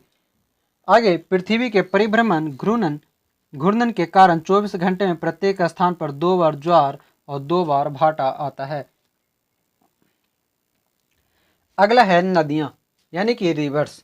बात करें तो दीर्घकाल में किसी जलधारा की उत्पत्ति व विकास को किस रूप में परिभाषित की जाती है? वह है अपवाह तंत्र। विश्व की सबसे लंबी नदी कौन सी है? नील नदी। अपवाह क्षेत्र की दृष्टि से विश्व की सबसे बड़ी नदी कौन सी है? अमेजन, दक्षिण अमेरिका में। आगे पॉइंट, एशिया की मेकांग नदी घाटी म्यांमार, लाओस, थाईलैंड व वियतनाम देशों में प्रवाहित होती है। विश्व का बृहत्तम डेल्टा कहाँ निर्मित है? गंगा ब्रह्मपुत्र द्वार पर। वह कौन सी नदी है जो 5 यूरोपीय देशों की राजधानियों से होकर प्रवाहित होती है? डेन्यूब नदी। वोल्गा नदी कहाँ गिरती है? कैस्पियन सागर में। आगे है स्विट्जरलैंड, जर्मनी तथा नीदरलैंड से प्रवाहित होने वाली कौन सी नदी भ्रंश घाटी में प्रवाहित होती है? राइन नदी। अफ्रीका महाद्वीप की कौन सी नदी मकर रेखा को 2 बार काटती है? लिम्पोपो नदी। वह देश जो अरीय अपवाह यानी रेडियन ड्रेनेज का उदाहरण प्रस्तुत करता है वह है श्रीलंका। सर और आमू दरिया नामक नदियां किस सागर में गिरती है? सर और आमू नदियां यह अरल सागर में। काला सागर में गिरने वाली प्रमुख कौन सी नदियां हैं? नीपर, डेन्यूब, निस्टर और डॉन। डेल्टा का निर्माण किस स्थान पर होता है? छिछले समुद्र में। अब यहाँ पर दी गई है विश्व की प्रमुख नदियां। बात करें अगर नील नदी की, तो नील नदी अफ्रीका महाद्वीप में विक्टोरिया झील से निकलती है और यह नदी विश्व की सबसे लंबी नदी है। 6650 किलोमीटर है, स्थित है। आसवन बांध और नासिर झील इसी नदी पर स्थित है। दूसरा बात करें मेकांग नदी की, तो यह दक्षिण पूर्व एशिया की सबसे लंबी नदी है। तीसरा बात करें बोलगा नदी की, तो यह है बलदाई पहाड़ी से निकलने वाली यह नदी कैस्पियन सागर में गिरती है। यह यूरोप की सबसे लंबी नदी है। यूरोप की सबसे लंबी नदी बोलगा नदी। अगला बात करें अमेजन की, तो आयतन की दृष्टि से यह विश्व की सबसे बड़ी एवं लंबाई में विश्व की सबसे लंबी नदी है। विश्व की दूसरी सबसे लंबी नदी अमेजन 6400 किलोमीटर। अगला बात करें नाइजर नदी की, तो यह गिनी की खाड़ी में गिरने वाली यह नदी तेल नदी के नाम से भी प्रसिद्ध है। नाइजर नदी को तेल नदी के नाम से भी जानी जाती है। अगला है मिसिसिपी मिसौरी नदी। उत्तरी अमेरिका की ये नदियां विश्व का सबसे बड़ा नदी तंत्र बनाती है। मिसिसिपी मिसौरी सबसे बड़ा नदी तंत्र बनाता है और ये नदी पक्षी गाद डेल्टा यानी बर्ड फुट डेल्टा बनाती है। अगला है जाम्बेजी नदी। विक्टोरिया जलप्रपात व करीवा बांध इसी पर स्थित है। अफ्रीका महाद्वीप की चौथी सबसे लंबी नदी है जाम्बेजी नदी। अगला बात करें रियो ग्रांडे की, तो यह नदी संयुक्त राज्य अमेरिका व मैक्सिको की सीमा बनाती है।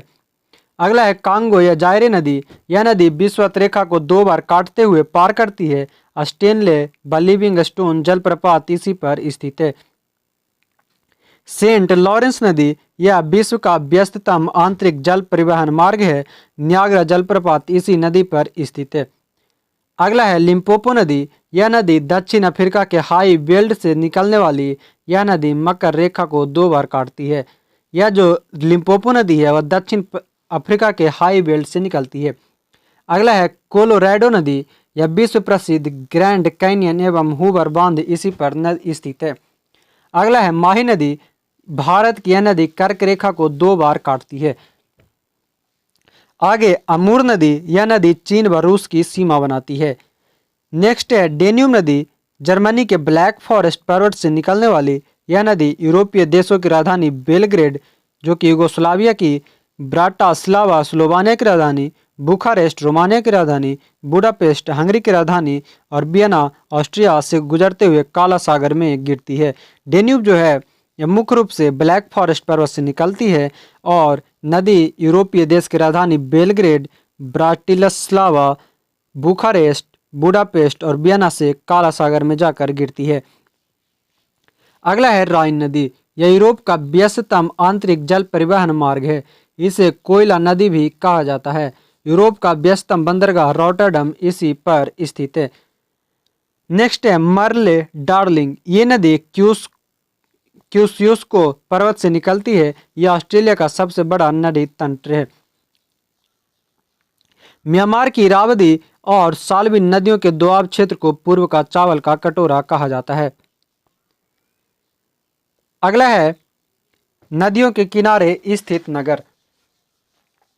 बात करें तो रूस का बोल्गाग्राड शहर किस नदी के किनारे अवस्थित है?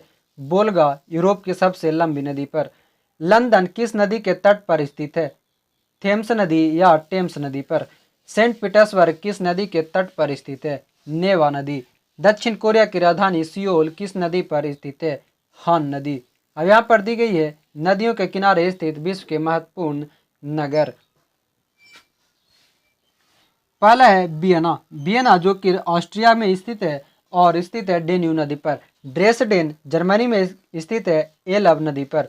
सिडनी जो कि ऑस्ट्रेलिया में है और डार्लिंग नदी पर स्थित है।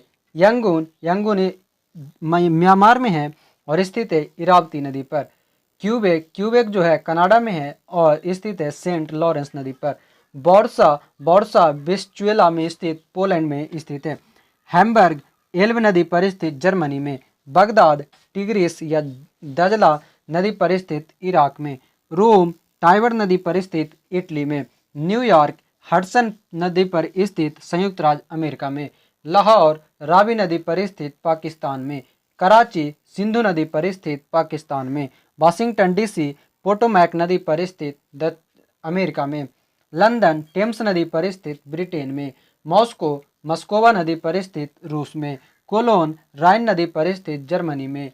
ब्यूनस आयर ला प्लाटा नदी पर स्थित अर्जेंटीना में। मॉन्ट्रियल सेंट लॉरेंस नदी पर स्थित कनाडा में। न्यू ऑरलियंस मिसिसिपी नदी पर अमेरिका में। अल कैरो या काहिरा नील नदी पर स्थित मिस्र में। बर्लिन सिप्री नदी पर जर्मनी में। दिल्ली यमुना नदी पर स्थित भारत में। संघाई यागत्सिक्यांग नदी पर चीन में। पेरिस सीन नदी पर फ्रांस में। आगे भारत की राजधानी दिल्ली किस नदी के किनारे बसा है? यमुना। दजला एवं फरात नदी के संगम पर इराक का बसरा शहर बसा हुआ है। आगे जर्मनी का हैम्बर्ग शहर किस नदी के तट पर स्थित है? एल्ब नदी। फ्रांस की राजधानी पेरिस किस नदी के तट पर बसी हुई है? सीन नदी। सर्बिया का बेलग्रेड शहर किस नदी के किनारे स्थित है? डेन्यूब नदी। श्वेत और ब्लू चिप नदी के संगम पर कौन सा शहर बसा हुआ है? Khartoum Sudan. टाइबर नदी किस नगर से होकर प्रवाहित होती है? रोम से। अब यहाँ पर दिए गए हैं पर्यावरण संरक्षण से संबद्ध संस्था द्वारा विश्व की विलुप्त प्राय 10 नदियां चिन्हित। विश्व की जो विलुप्त प्राय है उसमें से 10 नदियों में पहला है डेन्यूब। डेन्यूब जो स्थित है यूरोप महाद्वीप में, रियो ग्रांडे उत्तरी अमेरिका में, ला प्लाटा उत्तरी अमेरिका में, ला प्लाटा पर ही ब्यूनस आयर्स स्थित है। यांगजे एशिया में, मेकांग एशिया में, साल्विन एशिया में, गंगा एशिया में, सिंधु एशिया में, नील अफ्रीका में, मर्रे डार्लिंग ऑस्ट्रेलिया में। यह 10 जो नदी है डेन्यूब, रियो ग्रांडे, ला प्लाटा, Yangtze, Mekong, Salvin, Ganga, Sindhu, नील, मर्रे डार्लिंग, यह सभी विश्व की विलुप्त प्राय नदियों में आती है। आगे है विश्व की सबसे लंबी नदियां। नदी और अफ्रीका के महाद्वीप के हिसाब से दी गई है। नील नदी जो कि अफ्रीका की सबसे लंबी नदी, अमेजन नदी दक्षिण अमेरिका की सबसे लंबी नदी, यांगत्से कियांग एशिया की सबसे लंबी नदी, मिसिसिपी मिसौरी उत्तरी अमेरिका की सबसे लंबी नदी, हांगो नदी एशिया की सबसे लंबी नदी, जायरे अफ्रीका की, पराना दक्षिण अमेरिका की, इरिटिस एशिया की, अमूर एशिया की, लीना एशिया की। आगे है संयुक्त राज्य अमेरिका की राजधानी वाशिंगटन डीसी पोटोमैक नदी के किनारे अवस्थित है। अगला चैप्टर है अपना आइलैंड यानी कि द्वीप। वीडियो को शेयर जरूर करेंगे। जो लोग नए हैं वो चैनल को सब्सक्राइब भी कर लेंगे ताकि डेली आपको समय पे अपडेट मिलता रहे। आगे विश्व का सबसे बड़ा द्वीप कौन सा है? ग्रीनलैंड। विश्व का दूसरा सबसे बड़ा द्वीप कौन सा है? न्यू गिनी द्वीप। डिएगो गार्सिया कहाँ स्थित है? हिंद महासागर में। एन्सेशियन द्वीप किस देश का उपनिवेश है? इंग्लैंड का। पॉइंट है प्रशांत महासागरीय द्वीपों में सोलोमन द्वीप मेलेनेशिया द्वीप समूह में स्थित है। आगे न्यू फाउंडलैंड द्वीप किस व्यवसाय के लिए प्रसिद्ध है? मत्स्य के लिए। फिजी द्वीप किस महासागर में स्थित है? प्रशांत महासागर में। अल्यूशियन द्वीपों को संयुक्त राज्य अमेरिका ने किस देश से खरीदा था? रूस से। जो अल्यूशियन द्वीप है वह अमेरिका खरीदा है रूस से 1867 में। आगे पूर्वी द्वीप समूह का कौन सा द्वीप 3 देशों से विभाजित है? बोर्नियो द्वीप। पॉइंट भारत का सबसे बड़ा नदी द्वीप मौजूल द्वीप ब्रह्मपुत्र नदी पर स्थित है असम में। आगे हिंद महासागर का सबसे बड़ा द्वीप कौन सा है? मेडागास्कर। कालीमंतन किस द्वीप का भाग है? बोर्नियो द्वीप पर। यहाँ पर दी गई है विश्व के 10 सबसे बड़े द्वीप। पहला है ग्रीनलैंड जिसके क्षेत्रफल है कुल वर्ग किलोमीटर में 21,75,600 किलोमीटर स्क्वायर। न्यू गिनी है 7,85,753। Borneo 7,48,168। Madagascar 5,87,713। Baffin 5,07,451। Sumatra 4,43,066। Honshu 2,25,800। Victoria 2,17,290। Great Britain 2,09,331। एलेसमर द्वीप 1,96,236 किलोमीटर स्क्वायर। ये जो है विश्व की 10 सबसे बड़ी नदी द्वीप है जिनमें सबसे बड़ा ग्रीनलैंड, दूसरा न्यू गिनी। आगे है मॉरिशस द्वीप किस महासागर में स्थित है? दक्षिणी हिंद महासागर में। जापान का सबसे बड़ा द्वीप कौन सा है? होन्शू। चीन में मकाओ द्वीप का स्थानांतरण किस वर्ष हुआ? वर्ष 1999 में। बेलियरिक द्वीप समूह किस सागर में स्थित है? भूमध्य सागर में। किस महाद्वीप को द्वीपीय महाद्वीप कहा जाता है? ऑस्ट्रेलिया को। आगे है प्रमुख द्वीप के नाम और अवस्थिति, यानी कौन से द्वीप किस महासागर या कहाँ पर स्थित है वह। पहला है सेशेल द्वीप। सेशेल द्वीप स्थित है हिंद महासागर में। फेरो द्वीप उत्तर अटलांटिक महासागर में। न्यूफाउंडलैंड दक्षिण पश्चिम अटलांटिक महासागर में। हवाई द्वीप प्रशांत महासागर में। कोर्सिको द्वीप भूमध्य सागर में। क्यूबा द्वीप कैरेबियन सागर में। तस्मानिया दक्षिण पश्चिम प्रशांत महासागर में। आइसलैंड आर्कटिक महासागर में। साइप्रस द्वीप भूमध्य सागर में। एन्सेशियन द्वीप दक्षिण अटलांटिक महासागर में। वैंकूवर द्वीप उत्तर प्रशांत महासागर में। बहरीन द्वीप फ्रांस की खाड़ी में। अल्यूशियन द्वीप प्रशांत महासागर में। बैफिन द्वीप उत्तर आर्कटिक महासागर में। बैक द्वीप ब्यूफोर्ट सागर में। लिपारी द्वीप उत्तर भूमध्य सागर में। प्रिंस एडवर्ड द्वीप उत्तरी अटलांटिक महासागर में। क्वीन एलिजाबेथ द्वीप कनाडा एवं ग्रीनलैंड के मध्य। सिसिली द्वीप दक्षिण भूमध्य सागर में। नौरू पश्चिम प्रशांत महासागर में, फिजी द्वीप दक्षिण पश्चिम प्रशांत महासागर में, सिसिली द्वीप दक्षिण भूमध्य सागर में, ट्रिनिडाड व टोबैगो द्वीप कैरिबियन सागर में, फॉकलैंड द्वीप दक्षिण अटलांटिक महासागर में, मॉरिशस द्वीप दक्षिण हिंद महासागर में और कनारी द्वीप उत्तरी अटलांटिक महासागर में स्थित है। आगे जापान के 4 प्रमुख द्वीपों का क्षेत्रफल के आधार पर अवरोही क्रम होन्शु, होक्काइडो, क्यूशू और शिकोकू, यह जो है 4 जापान के 4 प्रमुख द्वीप हैं। सबसे बड़ा होन्शु, दूसरा होक्काइडो, तीसरा क्यूशू और चौथा शिकोकू। अगला है प्रमुख झील एवं जलप्रपात, मेजर लेक्स एंड वाटरफॉल्स। यहाँ पर दिए गए हैं types of lake. Types of lake को 3 भागों में बांटा गया है, निर्माण प्रक्रिया के आधार पर, जल की प्रकृति के आधार पर और उत्पत्ति के आधार पर। बात करें अगर पहले निर्माण प्रक्रिया के आधार पर, तो वह झील है प्राकृतिक झील और कृत्रिम झील। जल की प्रकृति पर करें तो खारे जल की झील और मीठे जल की झील। उत्पत्ति के आधार पर करें तो भूकंप निर्मित झील, बलन से निर्मित, भ्रंशन द्वारा निर्मित झील, दरार घाटी की झील, हिमानी झील, गोखुर झील, जलोढ़ झील और डेल्टा झील। अब बात करें विश्व में ताजे जल की सबसे बड़ी झील कौन सी है? सुपीरियर झील। विश्व की सर्वाधिक गहरी झील कौन सी है? बैकाल झील, जिसकी गहराई 1642 मीटर रूस में स्थित है। विक्टोरिया जलप्रपात किस नदी पर अवस्थित है? विक्टोरिया जलप्रपात स्थित है जाम्बेजी नदी पर। आगे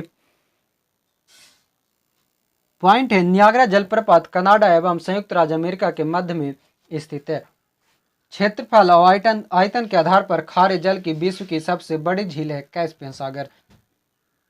प्रसिद्ध अंगुलीनुमा झील किस देश में स्थित है? अंगुलीनुमा झील अमेरिका में स्थित है। 11 झीलों का समूह है। विश्व का सबसे ऊंचा जलप्रपात कौन सा है? एंजिल जलप्रपात। आगे अगर बात कर ले एंजिल जलप्रपात की, तो यह वेनेजुएला में स्थित है 979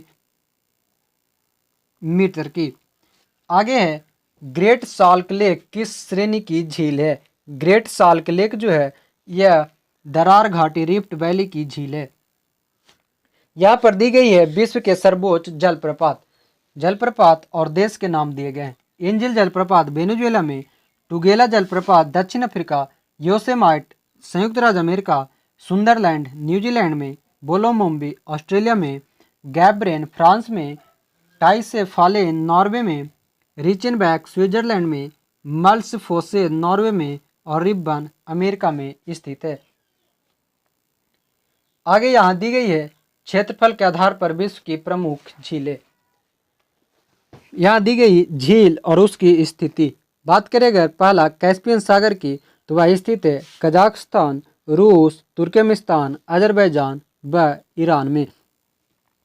दूसरा है सुपीरियर झील, जो कि कनाडा और संयुक्त राज्य अमेरिका के बीच, विक्टोरिया युगांडा, केनिया और तंजानिया में, ह्यूरॉन कनाडा और संयुक्त राज्य अमेरिका में, मिशिगन संयुक्त राज्य अमेरिका में, ग्रेट बियर कनाडा में, ग्रेट स्लेव कनाडा में, ईरी कनाडा और संयुक्त राज्य अमेरिका में स्थित, विनिपेग कनाडा में, ओंटारियो कनाडा व संयुक्त राज्य अमेरिका में, लाडोगा रूस में, बाल्खस कजाकिस्तान में, ओनेगा रूस में, अथावास्का कनाडा में, रेंडियर कनाडा में, इसिक्कुल किर्गिस्तान में, विनिपेग कनाडा में, अल्बर्ट युगांडा व कांगो में, मैनिटोबा कनाडा में, ग्रेट सॉल्ट अमेरिका में, वुड कनाडा व संयुक्त राज्य अमेरिका में स्थित सभी जो है यह क्षेत्रफल के आधार पर विश्व की प्रमुख झीलें थे।